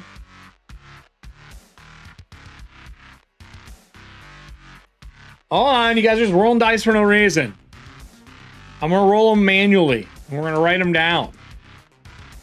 Right? So I'll move this over. And move this with it. We're going to write them right here for what we're doing. 46 dropped the lowest. I'm going to go 3d6. I'm going to go 3d6. Down the line, and then we'll put the highest one into in. Okay, so we got a 10.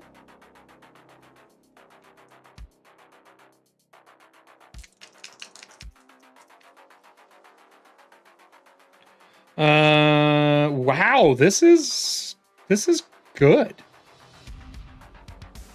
No. I'm gonna have you roll all the other stuff. We have so much shit to roll. So what is this? 13, right? Okay. Woo! We're gonna be saving the chef, everybody. Oh, cocked. Worst stat. Got an 8.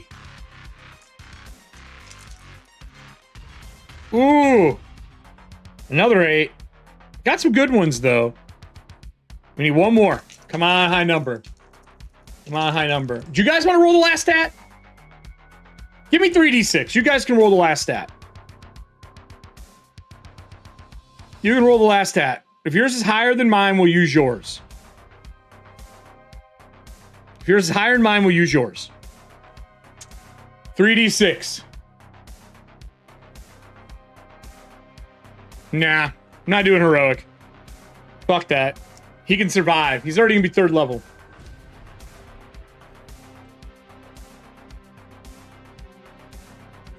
Gotta be my roll.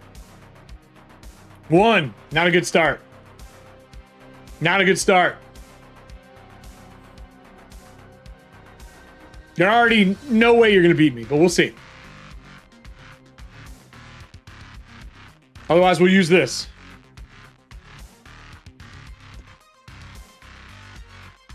Because mine's a 14.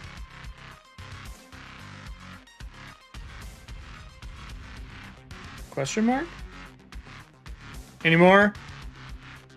I mean, it doesn't really matter. I think that 1 ruined it, right? There's really nothing. Even with 2, you can't get as high. Even if you get 2 6s. It doesn't matter. We're using the 14. Okay. So these are our stats. Nah, there's really no reason. What's up, Kyle? Oh, God. Fuck you. No. We're using this. We're using this. That's a horrible roll. So let's bring this up. Ooh, 6 is painful. We're not going to use that. Don't worry, everybody. Don't worry. We're fine. We're fine. Let me turn off the what is known as the pupper cam. Where's pupper cam? Pupper cam. Pupper cam. I totally forgot I made pupper cam. She used to lay up here all the time. Now it's hit or miss. All right. So you don't really need that anymore because you guys will be rolling all the tables. So with that, we'll go over here. We're going straight down, except we know the highest number is 16. 16 is going to go into intelligence. Okay? Now we're going to go straight down the line. Oof. I don't like this 10 at all.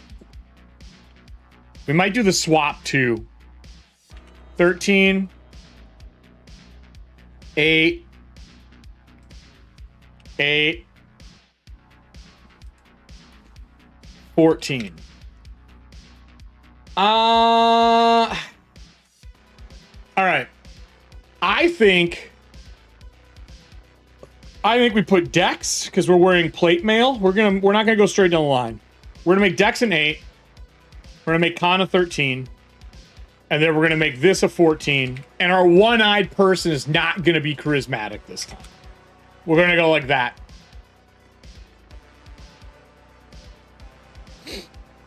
We're gonna go like that. Strength, because we're using a great sword. We already have imagery for him, because this is the image. We already have this. So high strength, low dex, we're in plate mail, who gives a fuck. Con, little extra hit points. Intelligence, because we're a Cyanite. Low wisdom, because he ain't wise. And then his charisma is just bleh. Not great, right? Super clean. Player name, EFP, and audience. Character name, I don't know yet.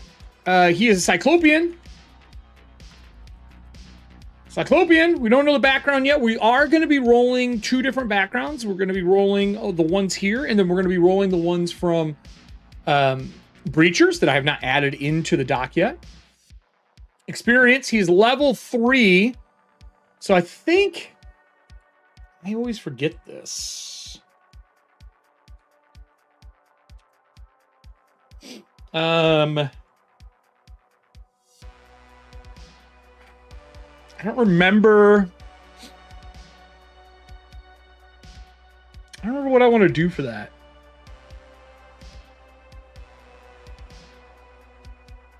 Experience, I guess we just, yeah, we're going to be level 3. So he would be 300 experience, right? Because it's 10 times. So he'd be at 300. And we have to get to 400. So to actually be level 3, class Cyanite. We know this. We're going to try to get this as quick as we can. I'm going to blow this up a little bit. It's a little small for everybody. Small for me, so it's got to be small for you.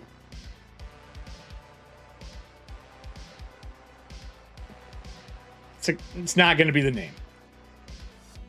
He is chaotic. He is not lawful. I don't think he has one.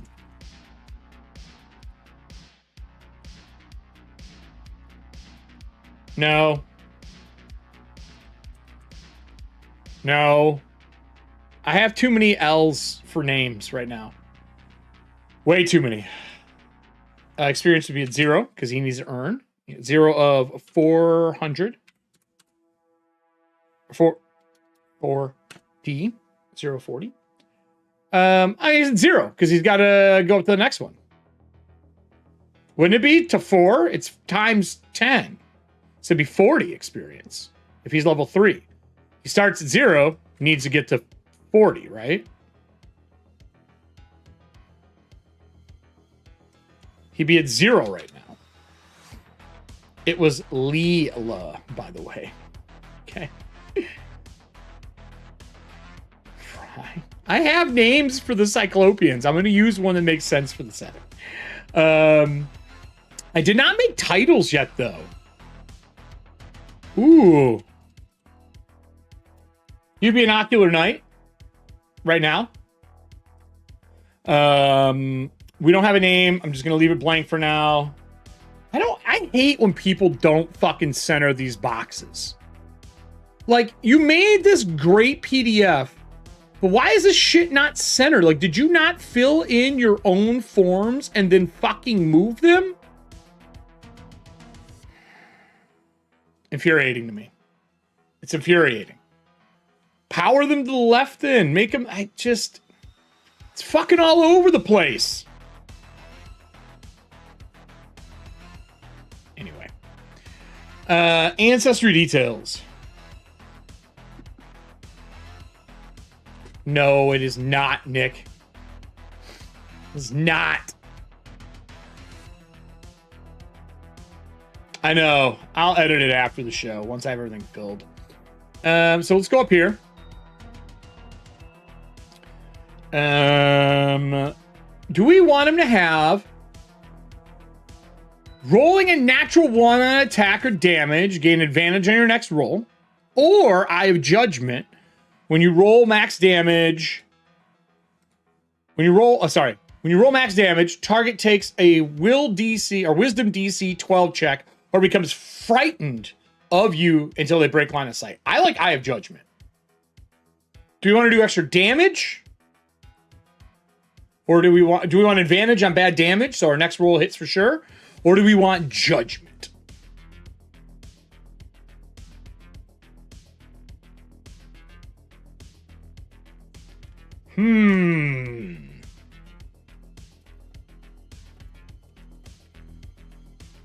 I think I'm gonna go with Eye of Judgment. I like him being scary. Because we haven't had a scary character yet. Because we did the Lancer, who's just like a survivor and a fighter. Our chef, who was super kind. I think this guy needs to be scary. Right? Boom. Eye of Judgment it is.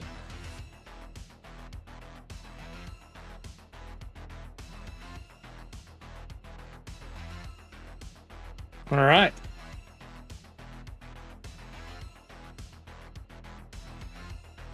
Cornrow Crufo with prophecy? Well, the Lancer does a lot of damage. Nick, have you been drinking? This seems like drinking Nick to me.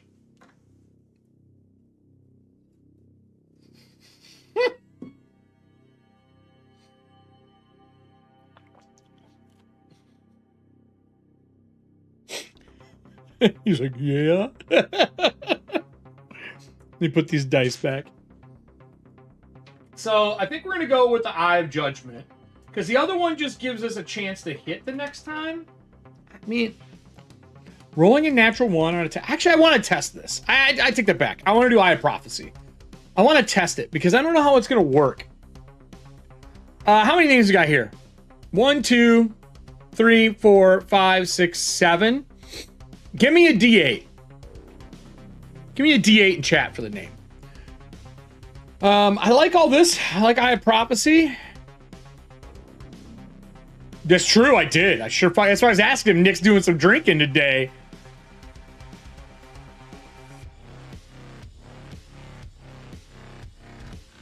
I don't want Goofy. Not for this. Because this is going to be used for the live show. For this is going to be used for the solo play. 7. Wooklo. Wooklo. Let's break this in half. I like it being Woo. And Klo being his last name. I've been drinking one day. I've been drinking ever since OBS has been a pain in the ass. So let's scroll down to our next section. Let's do our Cyanite. So we know we've made characters with this before. I want to just copy this entire thing. I'm gonna put this into our PDF. So class details, right? I really wish. I'll break this up. Per level, languages. I'm just gonna say Thanian and Orc for the sake of argument. Thanian and Giant. Right? Giant is a language, correct? If I remember correctly in Shadowdark. Let's go back to the beginning. Let's find our languages. Languages.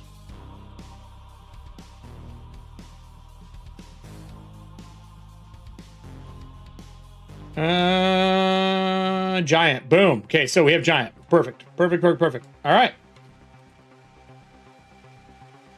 So we'll go back to page 14. So we're there. We'll go back to here. So we know we have this. Does somebody want... We need 3d6 because we're going to be starting at 3rd level. And hit points. My understanding for hit points is hit points, according to this, hit points equal to 1 roll of their class hit point die plus Constitution modifier, minimum of 1. These replace hit points at 0 level. So I need 3d6. And we're going to be adding his con bonus to this. And his con bonus is a 1. So 3d6 plus 3 is our starting hit points for our Cyanite. While you guys are doing that, I'm going to go in here. I'm going to pull up and see if I can break this. This is pissing me off. Pissing me off. Pissing me off. Feeling sign. No, I don't want that. All tools. 3. I just add them up and then add 3. Where's the fucking pair form? Let's close the... Oh, God damn it.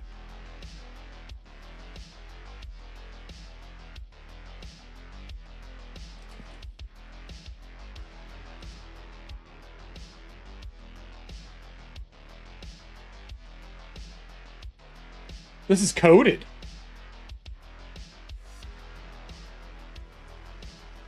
Huh. I can't fix it. This is coded.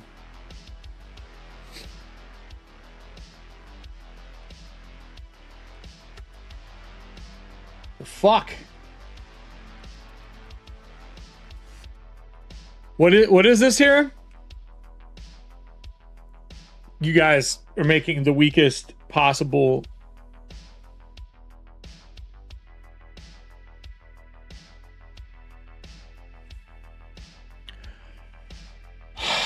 Our Cyanite's not going to be doing well, is he? 10 hit points to start. Okay.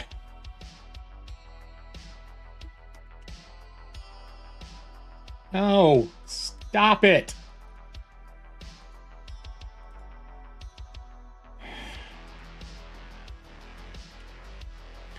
Max hit points, 10. Damage taken, 0. Can he get a reroll? Yes. Serving hands, I'll let you patch that 1. Was that the lowest roll? Was that the lowest roll? Patches work on every show. What's the lowest one out of that? 2, 2. What do we have here? Kyle rolled. Nick got a 2. Kyle got a 2. And a 3. Reroll a 2. Yeah, you only get counted on the first level. That is correct. It's all on the first level. Get reroll a 2. That is correct. We only get on the first level. Oh, that's gonna suck. I also think it's weird that you only get your con bonus on the first level. It makes con since I guess it's versus poison too. It's just a weird stat. A 3. You gave me 1 more hit point.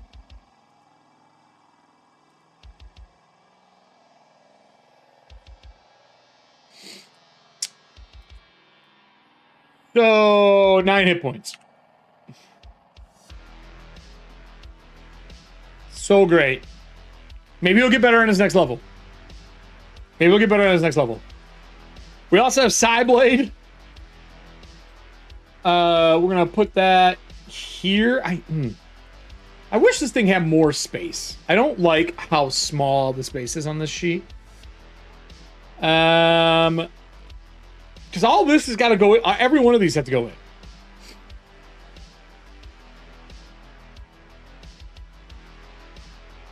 We'll see. Do we want to be trained in advantage on con or int when resisting psionics? I think we are int. Or no, let's do con.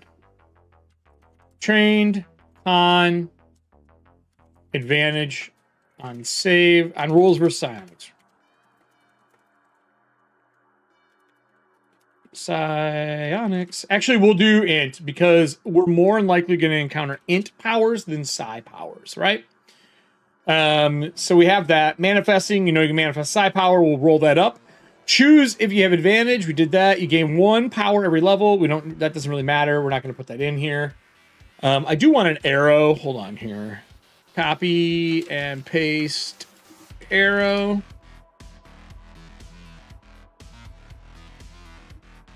I'm going to grab this. I like doing this for these.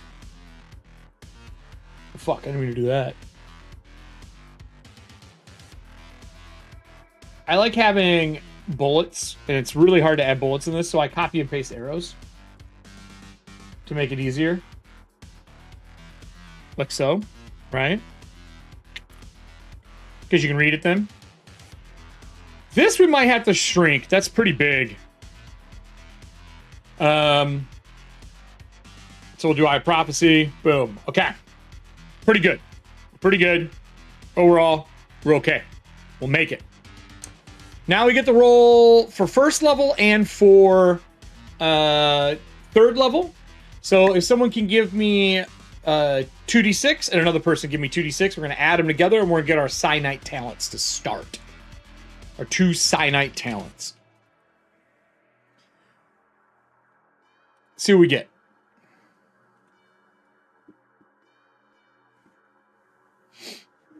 And then after we're done making him, I'm going to go through and record a quick 10-minute video that'll be the start of the new Solodark series for this. A 9, okay. Let's move this out of the way so we can see these. I do need to add for my...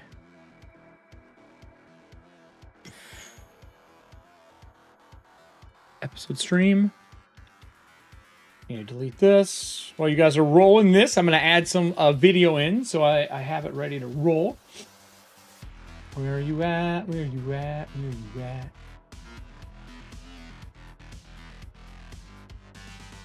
Okay.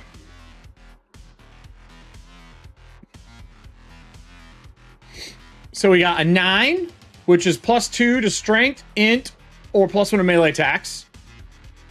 And then what's the next one? 12. Choose 1 use of Psyblade per day. Can be rolled next. We get 2 uses of our Psyblade? Woo!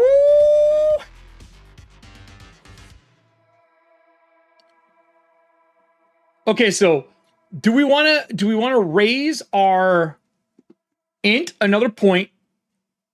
It wouldn't change our bonus. I kind of want to take the bonus to hit. Like, do we want to take the bonus to hit? Or do we want to take the bonus to strength? 2 to strength, we'll take, it's a +4. Or do we just want a +1 to all attacks? Or no, we'll take it to +4, I lied. It would give us a 16, +3 to hit. So do we want a +3 in strength instead of 2, a +4 in intelligence, which is all of our psi powers, or a +1 to always at any weapon that we use to hit? Serving Hands is saying a bonus to hit. What about everybody else? What do you all think?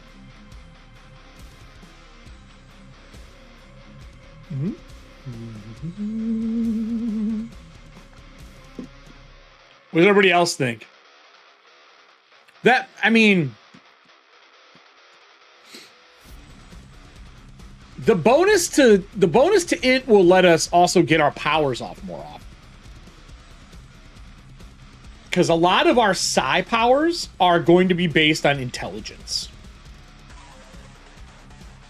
You know what I mean? 3 people say hit. Okay, so we're going to take a bonus to hit. So +1 to attack. Done. And then for our second one, we got a... Let me scroll back up. We get a gain 1 use of Psi Blade per day.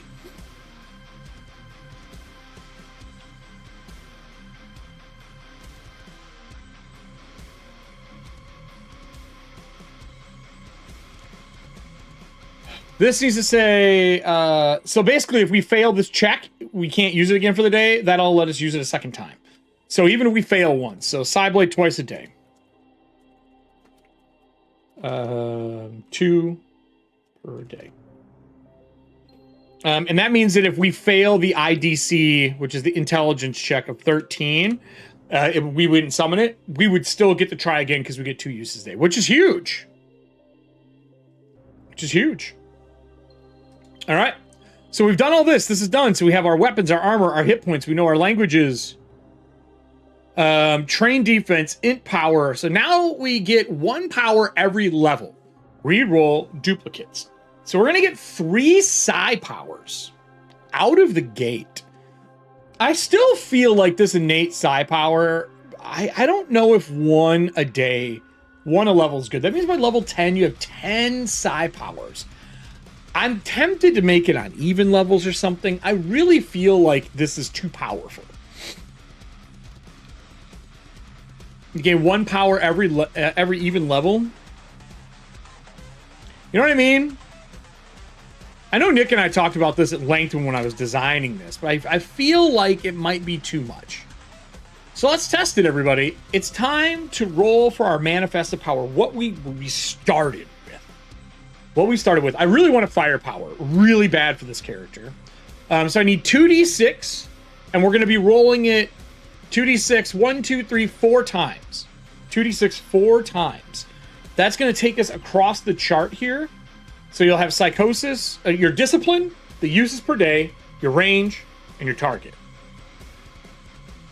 I'm really tempted to say they only get 1 per level and they have to learn them after that. They only get 1 at level 1 and they have to learn them after that. Nick, what do you think for balancing factor? Do you feel that it should just be you get 1 psi power and then all the other psi powers you're going to learn? Or do you think since they're a D6 class, they should get more spells? Because it's still less than a wizard or a cleric. I do alternating and then roll, so if you have all psi players, they get different things on different levels. I don't understand what you're saying there, Nessie. Can't do alternating because that wouldn't fit in the chart. Do an alternating and then roll. Well, no, like this, you can't do that. You can't say if playing with more people, do X. Like it would just be.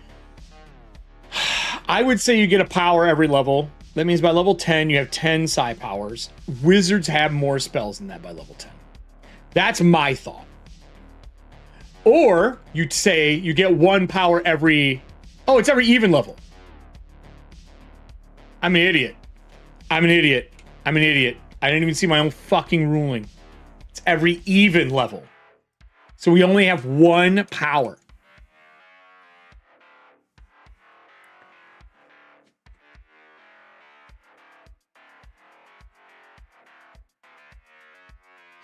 Yeah. We were debating it. So the way we have it written now is you gain 1 power every even level. Reroll duplicates. But what we never decided was, do you start with a power? I think it is. I think it should be you start with a power and you gain 1 every even level. That means you only get 5. Cutting it down. Oh, I see what you're saying, Nessie. Yeah, could. The problem is explaining that as a new mechanic. I think it should be you gain a power, start with 1.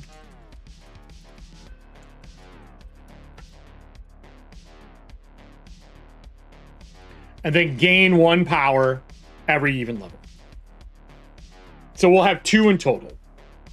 So let's go back through our rolls, everyone. Let's go back through our rolls. Let me scroll down here. Now we've discussed that. What do we get here? Our first roll, what is it? Kyle roll 2d6, we get a 7. 7 is pyrokinesis. That's what we want. We wanted pyrokinesis. Awesome. I wish there was another area to write shit. I'm just gonna put it down here. Pyrokinesis. Done. All right, so pyrokinesis, that's our 7. So now we need 2d6 for how many times a day we can use it. So what do we got for the times per day? 2d6, a 2.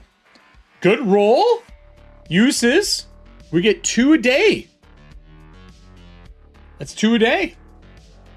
So I'm gonna put twice per day. Then we get an 11 for our next roll. An 11 is near.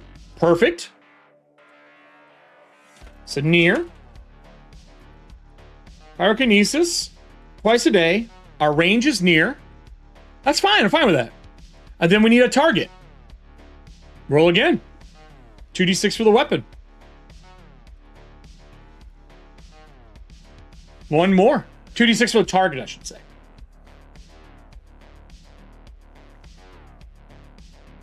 Near. 2. Near AoE. It's a fucking flash burst. So, like an explosion. So near, and then it's AoE. Near AoE. All right.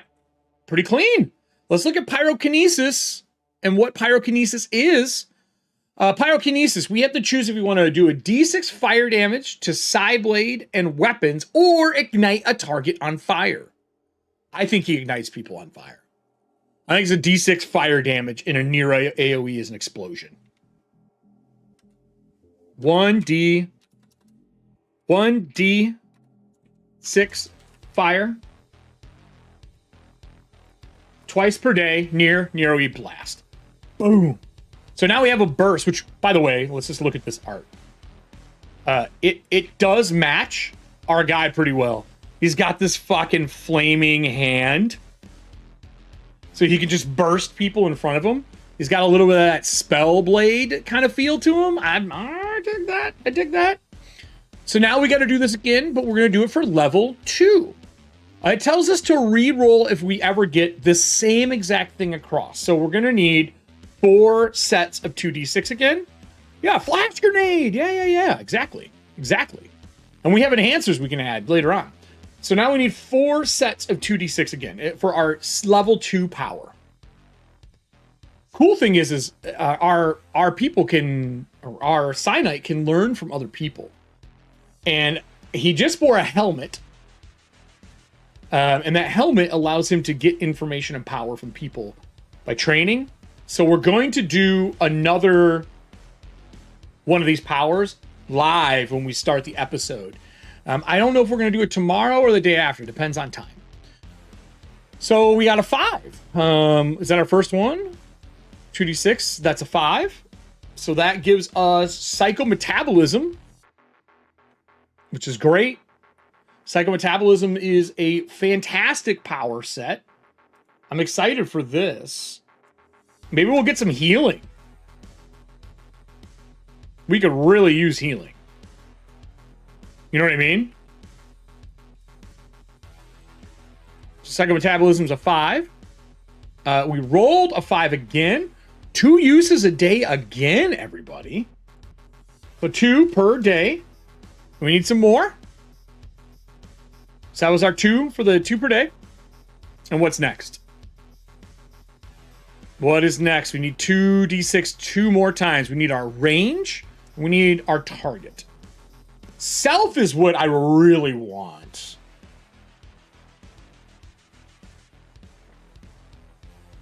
So I'd love to be able to heal myself. But we can increase the difficulty. We can increase the difficulty to affect up or down from our original power. A 2. Double near. Double near. Okay. Okay. Kyle.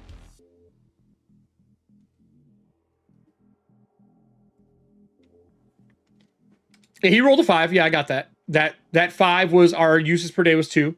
But now he just rolled a 2 again, and that is double near range. So that's a... Okay. I just put DBL near when I do this. I know that's not how Shadowdark writes it, but it makes more sense. And a 3. Thank you. Thank you. Thank you, Nessie. Thank you. And a 3 creature. Psychometabolism. And creature. That means another target besides ourself. So let's go down and look at psychometabolism. Psychometabolism is a focus. Choose 1d6 heal or 1d6 armor. Hear me out. He could heal the chef when he shows up.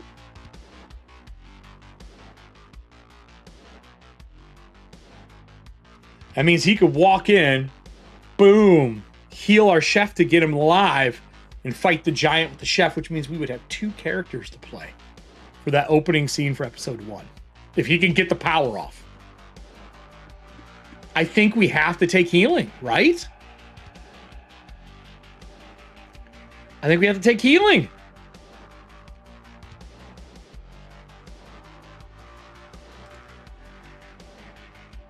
It would be a mistake if we didn't.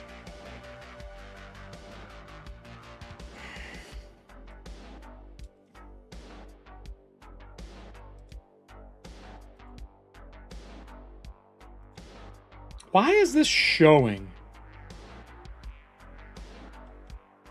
Well, I'm in here, everybody. I gotta fix a quick something in the background. There we go. I can't clip anything because it was showing the pupper cam on the side one. So save our chef. That's right. Save our chef. So creature. So this is, we're going to take the 1d6 heal. 1d6 heal. Twice per day. Double near, which means 60 foot creature. All right, everybody. That's our powers to open this.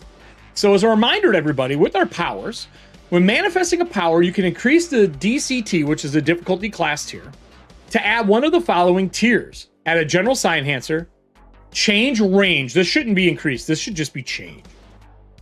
Change range by 1 step. And then change target by 1 step. Now, when I say by step, if we scroll back up here for range, that would be like moving it up and down the scale. So creature to near, but if we wanted to do it to ourselves, we could bump it up a tier, add 1, right? Increase the DC and then heal ourselves. It just makes it harder to cast. Super fucking fun. And this is definitely a little more of an advanced class. And again, remember, I said this zine is advanced classes. They're not simple classes. I wanted advanced classes. Yeah, no shit. He would be very, very jelly. Now, we're 3rd level. I kind of want to give him a psi enhancer. Right? Like, what has he found in his travels that let him enhance things. We can take a general, and it could be like amplified, which is +2 tier bonus. It could be a power, which is a tier 2. I'm curious. I haven't done this yet, but I want to try something with you. Nope, I don't want that. That's too big. There is a way to do a presentation mode. Where are you at? Dang, maybe it's not in here. There was a way to do a presentation mode. I don't remember how to do it, where you could showcase and just highlight sections in here. I'm gonna hit full screen. It's gonna fuck shit up for a second. Yeah, it's only in the full screen. Wah, wah. Anyway. So, I want to give them one of these. So, we can pick from general, which is amplified, power, redirect.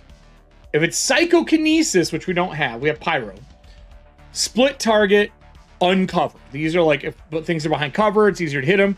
Split target, you can affect 2 targets within near, and basically we bump it 1 tier. Or we can look at psychokinesis, bouncing. Ooh, this should be pyro. We have pyrokinesis. Psychometabolism. Claw growth. Grow claws anytime you use an ability. Passenger. Bring 1 friendly target with you. This is going to have to be... This should be psychoportation. I don't know why this is psychometabolism. This is psychometabolism. I think these are placeholders. Because passengers over here. Yeah, these are just... These are... So hold on. Let me delete these. These are not actual pieces. Right? So claw growth was the only one we have for psycho. And I don't really have a pyro kinesis yet. No fire one. Thinking about adding burn. I think we just give one of these, a simple one. I think we do the damage die, so he can burst people. I think we give him power. Because then when he does his fire burst, he can increase damage die 1 step. And burst people. Or we take split target, so we can dual heal. What do you guys think? I think power. Because I don't have anything for the other ones. Or claw growth. He does have claws, everyone. He does have claws on his armor. We could give him the ability to get claws. You just don't gain an attack, but it would give us the ability to harm people if we lose our sword. For style? Nah. We go boom. We go boom boom. I agree. So let's go back over the character sheet. This is a item enhancement. This is new. It's not in the book. More power. So we're gonna do what did we actually call these things again? Psi enhancer. So psi enhancer power +2 here. These take 1 slot. If you scroll down in here, everybody, under our gear, you can see the new versions. Psi power, armor attachment, all that kind of stuff, right? But psi enhancers take 1 slot. They take 1 slot of things that you can wear. Like there's weapon attachment. So you can attach 1 psi enhancer to your weapon, removing its use of a gear slot.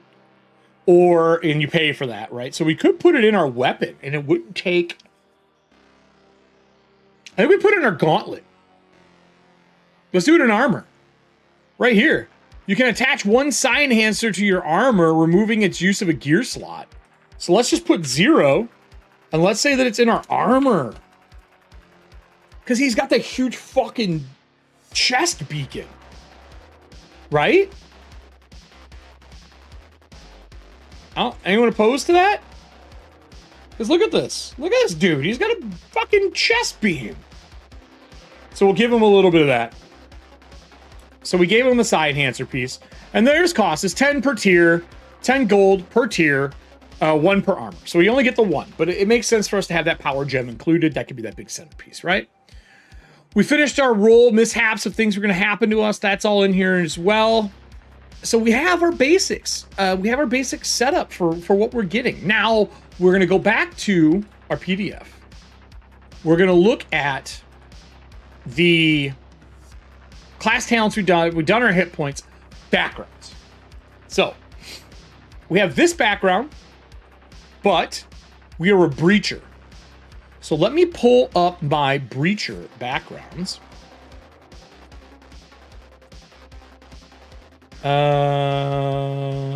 Breacher Shadowdark. Let me go down here. And I have not added these into the piece yet, but we are going to. Breacher talents, because we also get a breacher talent and breacher background. All right, so here we are. So I need a... And we just compare between the two is how we did this last time. Or how we did it when we were writing this. Give me a sec. All right, there it is. So this is a D20. So I need a D20. I need a D20 from the audience. So exclamation point 1 D20. And we are going to roll between this table here and then the breachers one that I have in my private notes. For clarity on what's here, let me just grab them.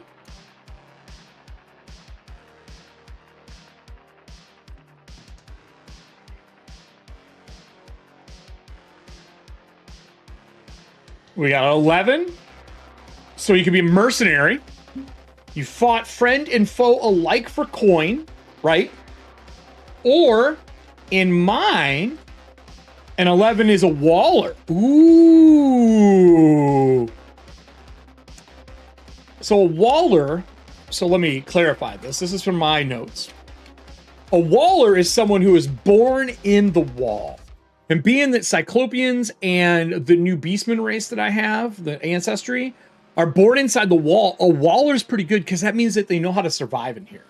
So him having like this gear and coming to save the chef, the dungeon chef, he may have left and become a breacher, but he knows the inside of the walls. That is perfect. So I think we go with Waller for him. I think that makes the most sense. So for your background, we're going to put Waller. And I'm just going to put a B here so I know it's from breachers. I like to denote where things come from. It makes my life a fuck ton easier. And then I'm going to go into... Is there a background section here anywhere? Do they have a background section? I'm looking. Character note. Born inside the walls of Astralane and part of the Cosmic Consortium of Breachers. So he's part of Astralane, part of the Cosmic Consortium. Right? Stoned wall. No. God damn it, Nick. No. So we've got that in. So let's go back to... Oop, that's the wrong one. This one. There we go. So we've done our background. We know our choice alignment is chaotic. We have his name. We got to do a starting gear. So give me... Well, this is what he got at level 1. And we're going to be adding some stuff to it. So I need a D12. That's 0 level, right? 0 level character start with 1D4 of the following items. A first level character starts with 2D6 times 5 gold pieces to buy gear. So give me 2D6 and we're going to times it by 5. 2D6 and we're going to times it by 5.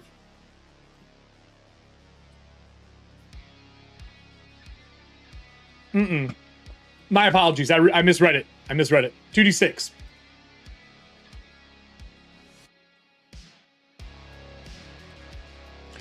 Hey, look, I try. My name's spelled with a K, though, but I try. I try to make it an entertainment. No politics, no religion here. That is my rule. So 10, so 50. 50. Okay, so we got 50 fucking gold. That's a lot of money to start. So 50 to buy gear. Now, I know I want him to have plate, and I know that I want him to have either a bastard sword or a great sword because of the art. I want to build around the art. Armor class is 10 plus, but we're going to be picking some stuff up. So let's look at gear. We need a backpack. So let's get a little math going on here real quick here. And he's going to be a level higher. We're going to give him 2 pieces of gear at the end.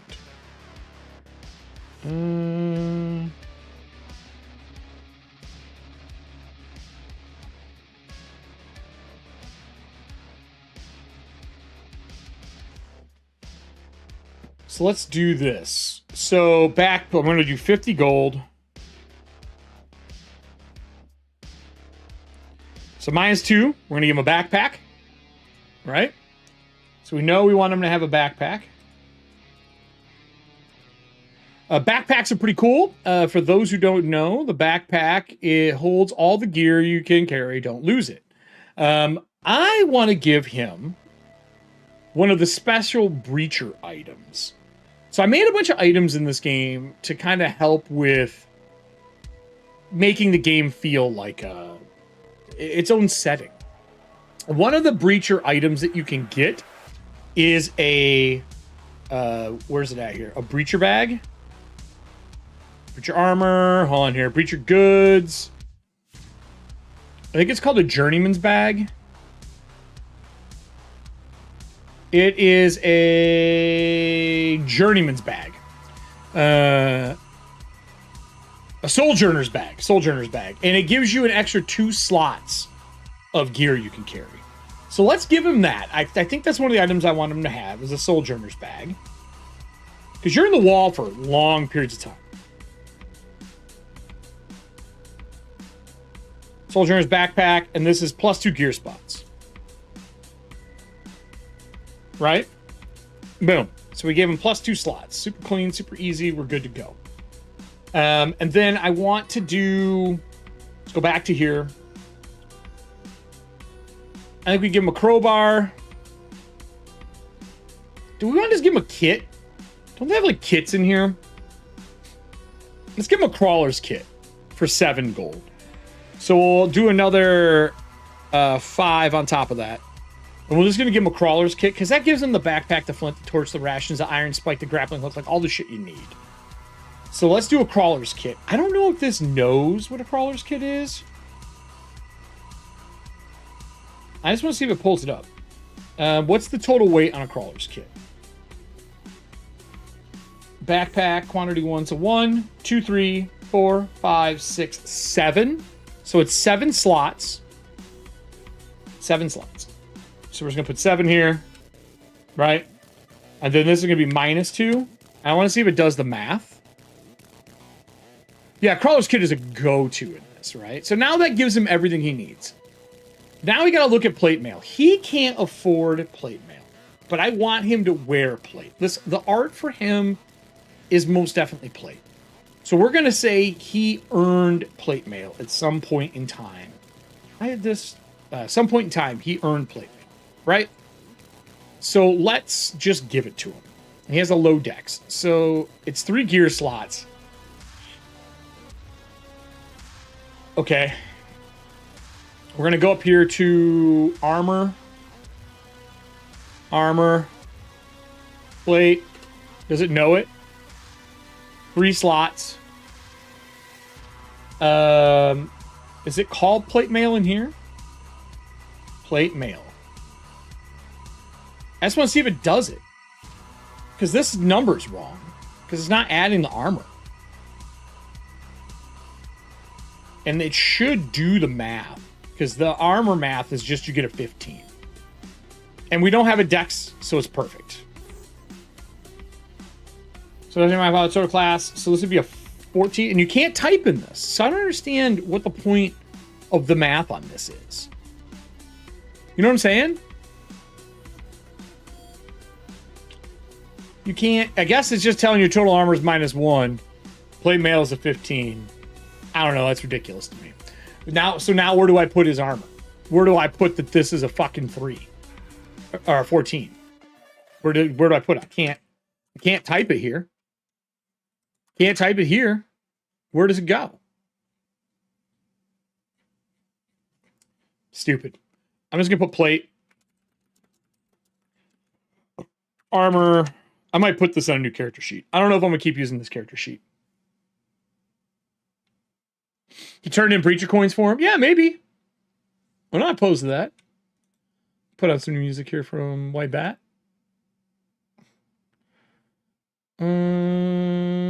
What has he put out lately? We'll do not that. We'll do this one. Yeah, I like that it's larger. I'm gonna make a breacher sheet. That's what's gonna end up happening. So plate mail, armor 3. At least we got it. We know what we have. That was part of our purchase. We'll use breacher coins for it. Serving Hands is talking about a special thing that breachers get. They get the ability to get coins when they go in and come back. And with that, I want to give them a siege blade. So I'm going to try cutting and pasting this in the chat. It's going to be a little weird, but I'm going to do it anyway. It's a little big.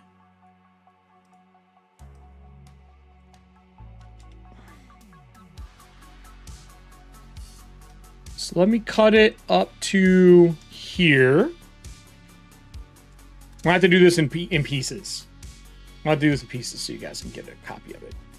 So this is a siege blade, everybody. So siege blade is 4 breacher coins, right? It does 2d10 damage. It's a very, very big sword. But I don't think we have the strength to do it. We don't have the strength. Do we take the +2 strength so we can use it? Do we not take the +1 to melee? And we take this instead? Because you have to have a minimum of that. This is the stat block for it. And then here's what it does. So Siege Blade allows the wielder to make an extra move, either an extra move to pass through a threshold using it to gain momentum.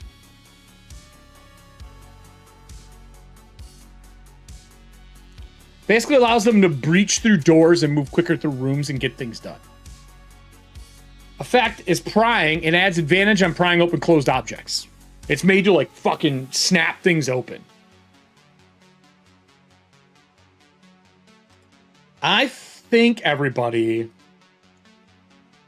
we change this +1 to attack and we do +2 to strength. And give him a breacher blade. A siege blade. Because that gives him a bigger crowbar. He can move through doors. It explains how he gets to the chef so quick as he runs through the archway.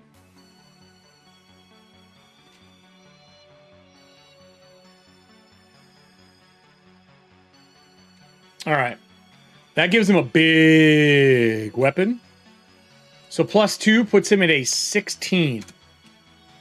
Which means his strength goes to a 3. So we're going to give him a siege blade. So let's get this put in here, everyone. So we're going to give him a siege blade.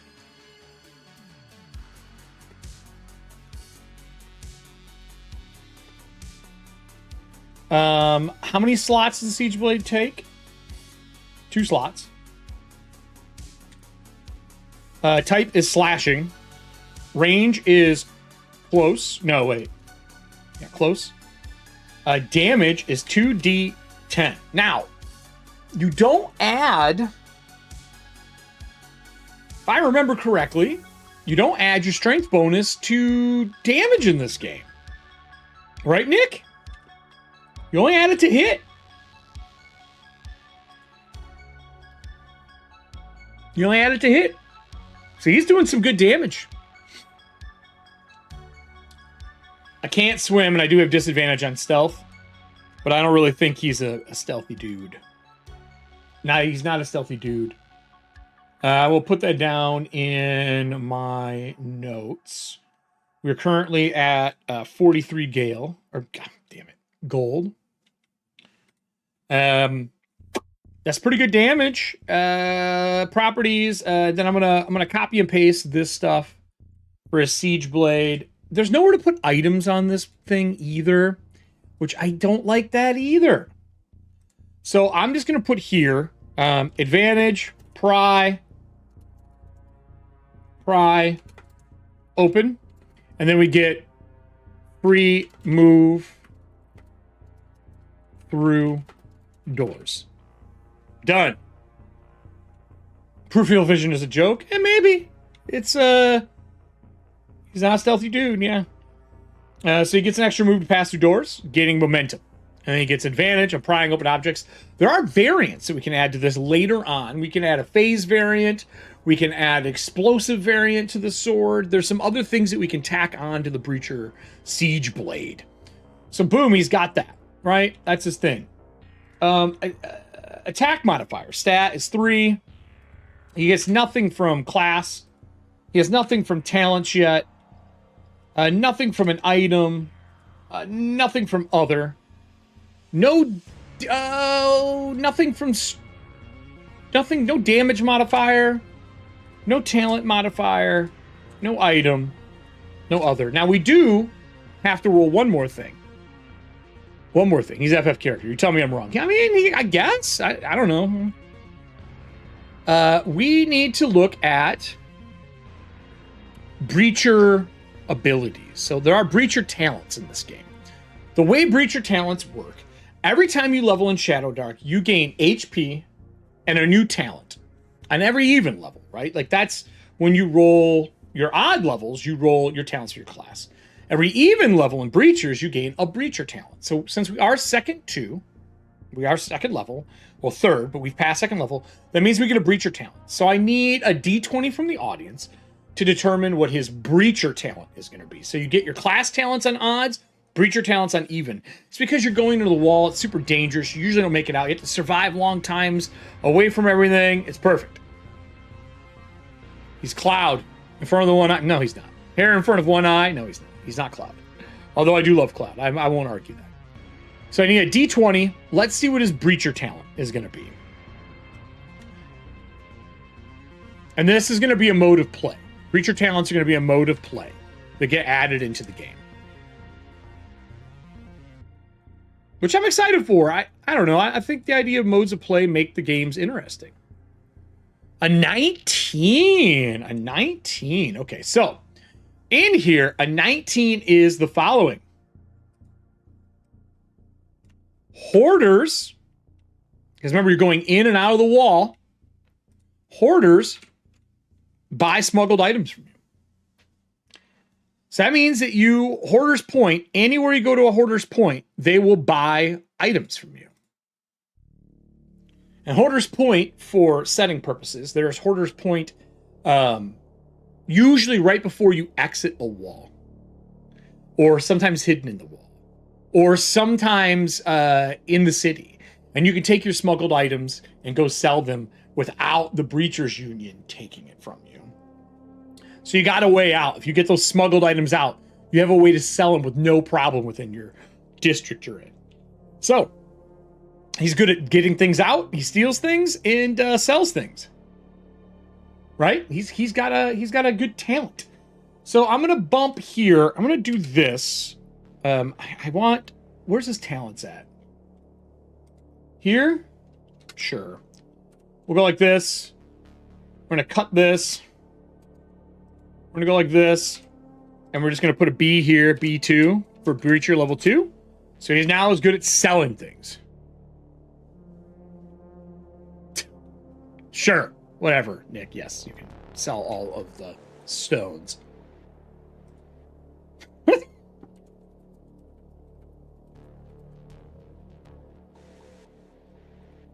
So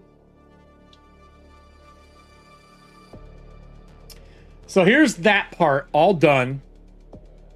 We have everything here. He doesn't have a shield, no other. I don't know why I can't change this. I'm going to see if maybe this guy's updated his character sheet. He's got the eye. He re-rolls natural ones on attack or damage. He gains advantage. So on your next roll. And that's advantage on his damage or advantage on his dice to hit. It's either or. It's attack or damage, which is pretty fun. All weapons, everything's here. He looks pretty good. Is there any other gear that we should get him from the core book? We should probably... we're not good with range. I think we should get him a dagger maybe. Or let's give him a javelin.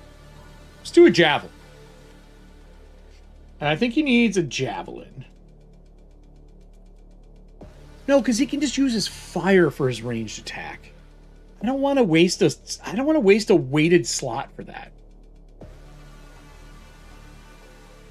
Is there anything we can get him gear-wise? Could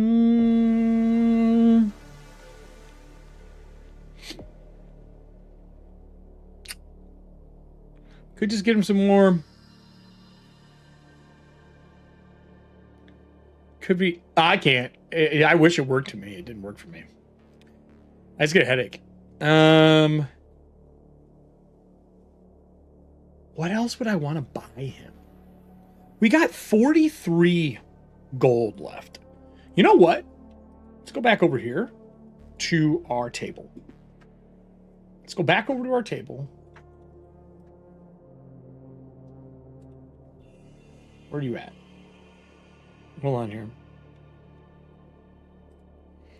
Let's look at these. I think we get him another piece here. We have psychokinesis, psychoportation, we got claw growth. I think it's going to be, let's make another one of these. I'm just going to make one right now, live for the show. It's not going to be claw growth. We're going to do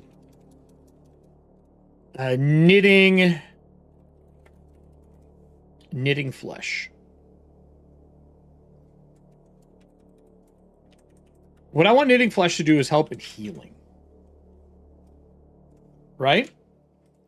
I think it's going to be a 1 because we don't have a 1 in here. Target can re-roll 1 healing die. So, re-roll 1 healing die.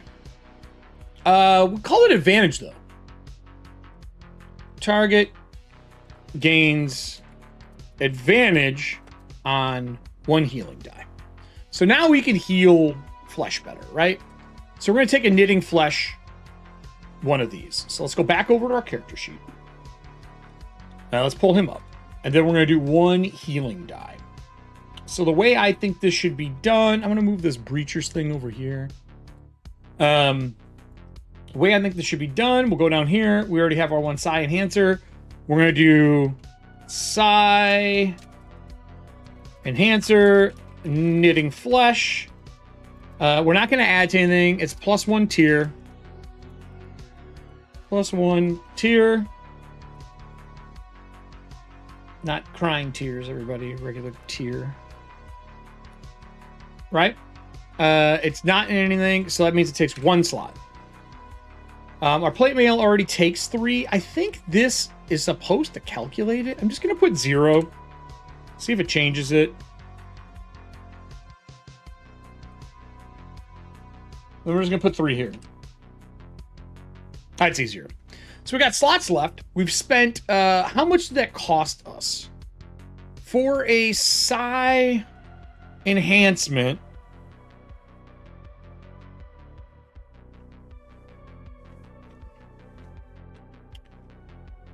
$10 per tier, so 10 gold, so 20, 10, okay, so 10 gold. So we're now down to 40, so 43, so we're down to 33 gold. We're just going to keep it. Just going to keep it. It makes sense. We're not going to spend any more money on it. We should be ready to rock and roll. I think we have everything added in here for him. I don't think he needs another weapon. I think he uses his siege blade or he uses his pyrokinesis, right? Super clean. So what I'm going to do here because I want to have this as an opening for our co-op dark, or solo dark, but co-op because the audience gets to play along. I'm going to set up right now a quick recording under 10 minutes, just like I always do. We're going to record this, and we're going to talk about who this is. But Wuklo is going to be our newest Astrolaner breacher for our Solodark stuff. So let me get some music I want for this. What do I have that I really like? Really want something a little intro. I love this dark theme. Let's do this one. Yeah, we'll do this one. So let me see if my ad is functioning on my screen. There we go. So this is the Solodark one. So I'm going to record over top of this really quick. So we're going to do a countdown, start the music, record it. I'm going to put a timer in front of me to keep this sweet. And I'll start the recording here. Start the music in 3, 2, 1.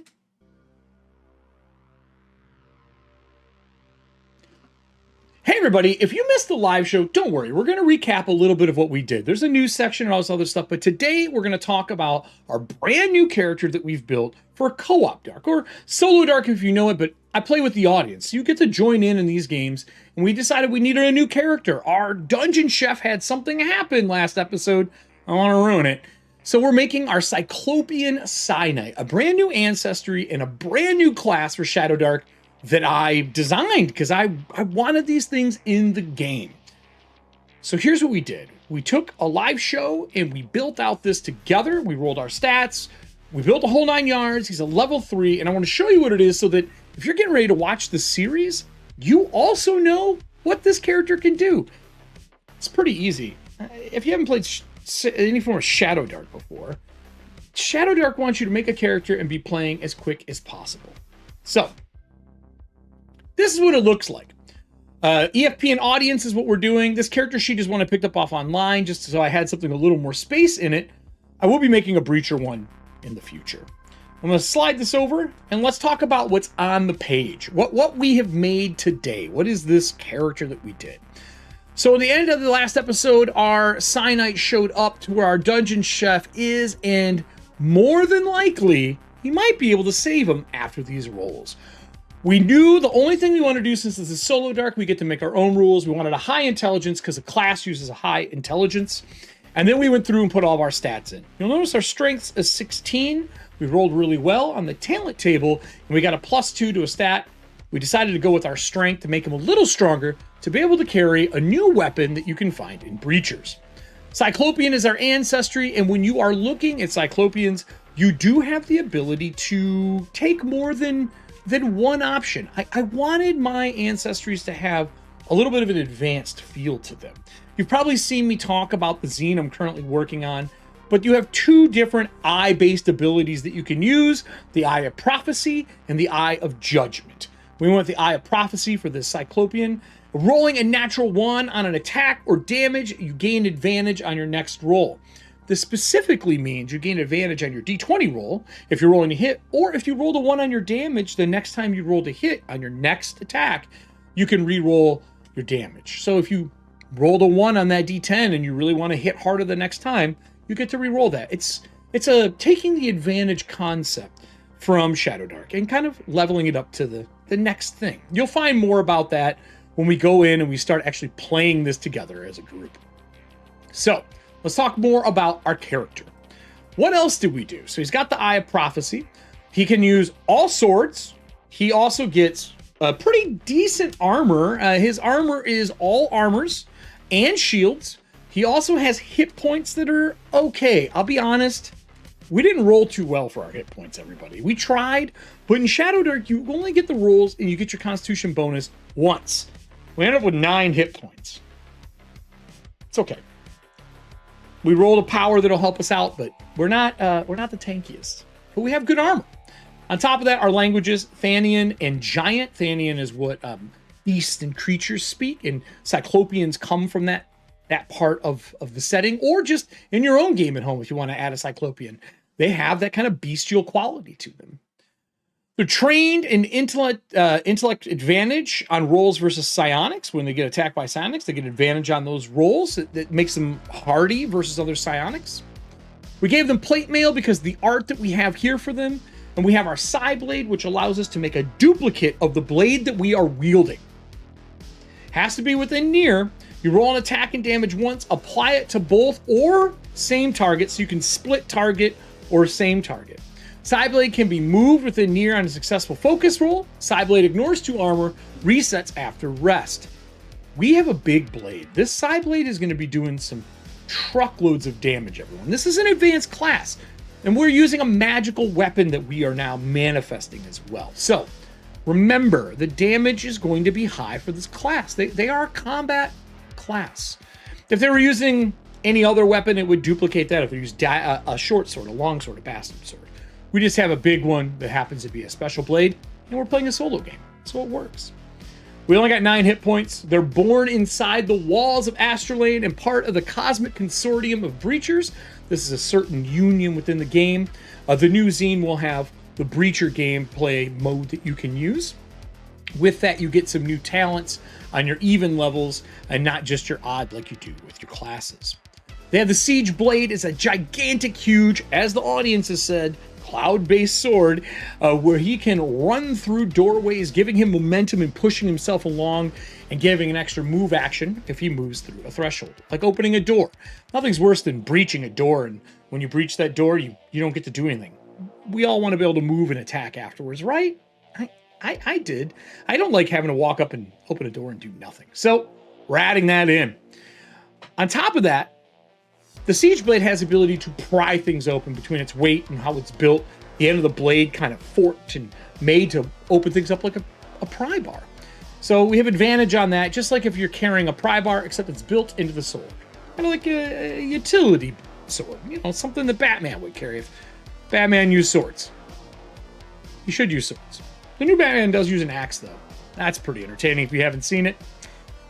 On top of that, we went through and we got to roll up our psi abilities. This is probably the most unique part of this entire piece, like legitimately unique.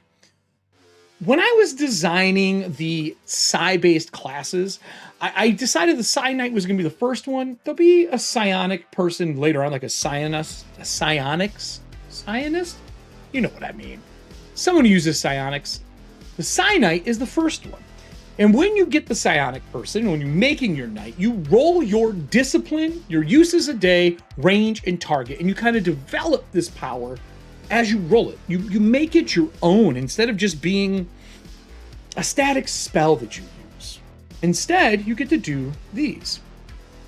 We rolled through these live on the show. You can go back and watch if you want to see the process of how we did it, but regardless, we ended up with pyrokinesis. We get it twice a day.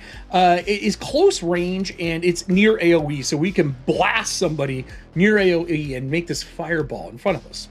You scroll down and you look at pyrokinesis. You can choose a D6 fire to damage your psi blades and weapon, or ignite a target on fire. We decided we wanted something a little more ranged, and we're going with the ranged attack with it. Considering the fact that we can use a new mechanic, which is difficulty classed here, to raise the range, change it up or down by a step, or change the target up and down by a step. Since it's near AoE right now, we could change it up into creature, just to target one person if we want it to blow up, increasing the DC that we have to roll to use our power, giving flexibility to the class. On top of that, we also did psychometabolism as another one, and that one is a double near in creature. We decided when we looked over psychometabolism, instead of armor, we're going to be doing heal, allowing us to heal for every difficulty class we raise it by. That means we can bump it up one and do 2d6 and so on. Why did I add this stuff? People are wondering, why did I make this class advanced? I'll be honest. I grew up with 2nd edition D&D. I played 1st edition, but 2nd edition came out with skills and powers, combat and tactics, and I really enjoyed what they brought. They brought the next level of play to a game that had already been playing for years. And I love Shadowdark, but we have been playing 5th edition D&D for years, just D20 games in general. And I love the base structure of what Shadowdark is. I'll never add something that has dark vision. It won't happen. It breaks the game. But I wanted a class that gives us options and lets you play something a little more advanced if you want it. These will never be classes that you play as a brand new player. But for a group that wants something more advanced, that's the point of the classes that are in here. The Dungeon Chef, the Lancer, and our Cyanide. The damage isn't crazy. It's no different than throwing a fireball as a wizard. But it gives you options and lets you flex your skill. Risk reward is really what I was aiming for with this. So let's wrap up our new class, our new character that we're going to be playing for Co-op Dark with the audience. There's only a few things left. So looking over this, we have our Pyrokinesis, which is a D6 fire twice per day, near AoE. And then we have our Psychometabolism, which is a D6 healing twice per day, because the audience rolled these. They rolled really well on those tables. Double near and creature. We decided to give him some of the new gear as well. He has the Psi Enhancement Gem built into his armor. We did it based around the art where he can increase the power by 2 and do more damage with this fire. He has a Sojourner's Pack, which is specific to Breachers. Basically gives you 2 extra slots of inventory. They're made to carry into the walls. You always need that extra food and gear. We gave him a Crawler's Kit that's packed into there because you need all those pieces, the torches, the rations, and pitons, and all those things. Plate Mail Armor, which he couldn't normally afford, but remember, we're starting at level 3. And then he has a Psi Enhancer Gem that he carries, which is Knitting Flesh, which allows him to increase the tier by 1 and heal more. You get an advantage, and you can reroll a bad roll when you're healing somebody. All this makes up this brand new Ancestry and class that we're going to be playing live. There's going to be a Solodark game. It'll be in this playlist like everything else. If you want to know more about the things I make, I have a new show coming out. I'm announcing this live and on this recording called Rise and Design. This is going to be my Thursday afternoon shows where I go in and build out something that I'm working on. You can be part of the process. If you want to know more, there's links down below. And of course, my Patreon, they all get access to this stuff. So as I do the Living ETHAUNTIA docs or the ETHAUNTIA doc itself, or as these zines come out, they will all get access to the PDF versions of them for free. That's it for me today on EFP. Thank you so much for joining me. And like always, watch, listen, learn, be a better gamer. And most importantly, make some rules for your game. Raise it up a level. Stop playing the same shit you play every week. All right, to everybody who is here for the live show, thank you so much for joining me. It is later than I wanted it to be, but I really wanted to get this out. We started an hour later than normal due to technical difficulties like every other fucking week. I hope you guys are all doing well. I'm going to go eat some dinner. I will be around at Discord on and off tonight. I have a ton of work to do. But that's it for me. I hope you enjoyed the live show. Share with your friends, like, comment down below. Are you guys excited for Solodark? I think we're going to start the Solodark up maybe next week. I don't know if we're going to do it this week. I think we're going to start it next week. Or maybe we'll do it Friday night. Let's see what's going on this week and how busy I am. And we'll start up our new Cyclopean Knight. And maybe he can go save our fucking Dungeon Chef. Because fuck me, man. That Dungeon Chef. He got it hard the last episode. He really, really did. All right, buddy. Have a great night. And I'll be around Discord. Have a great one.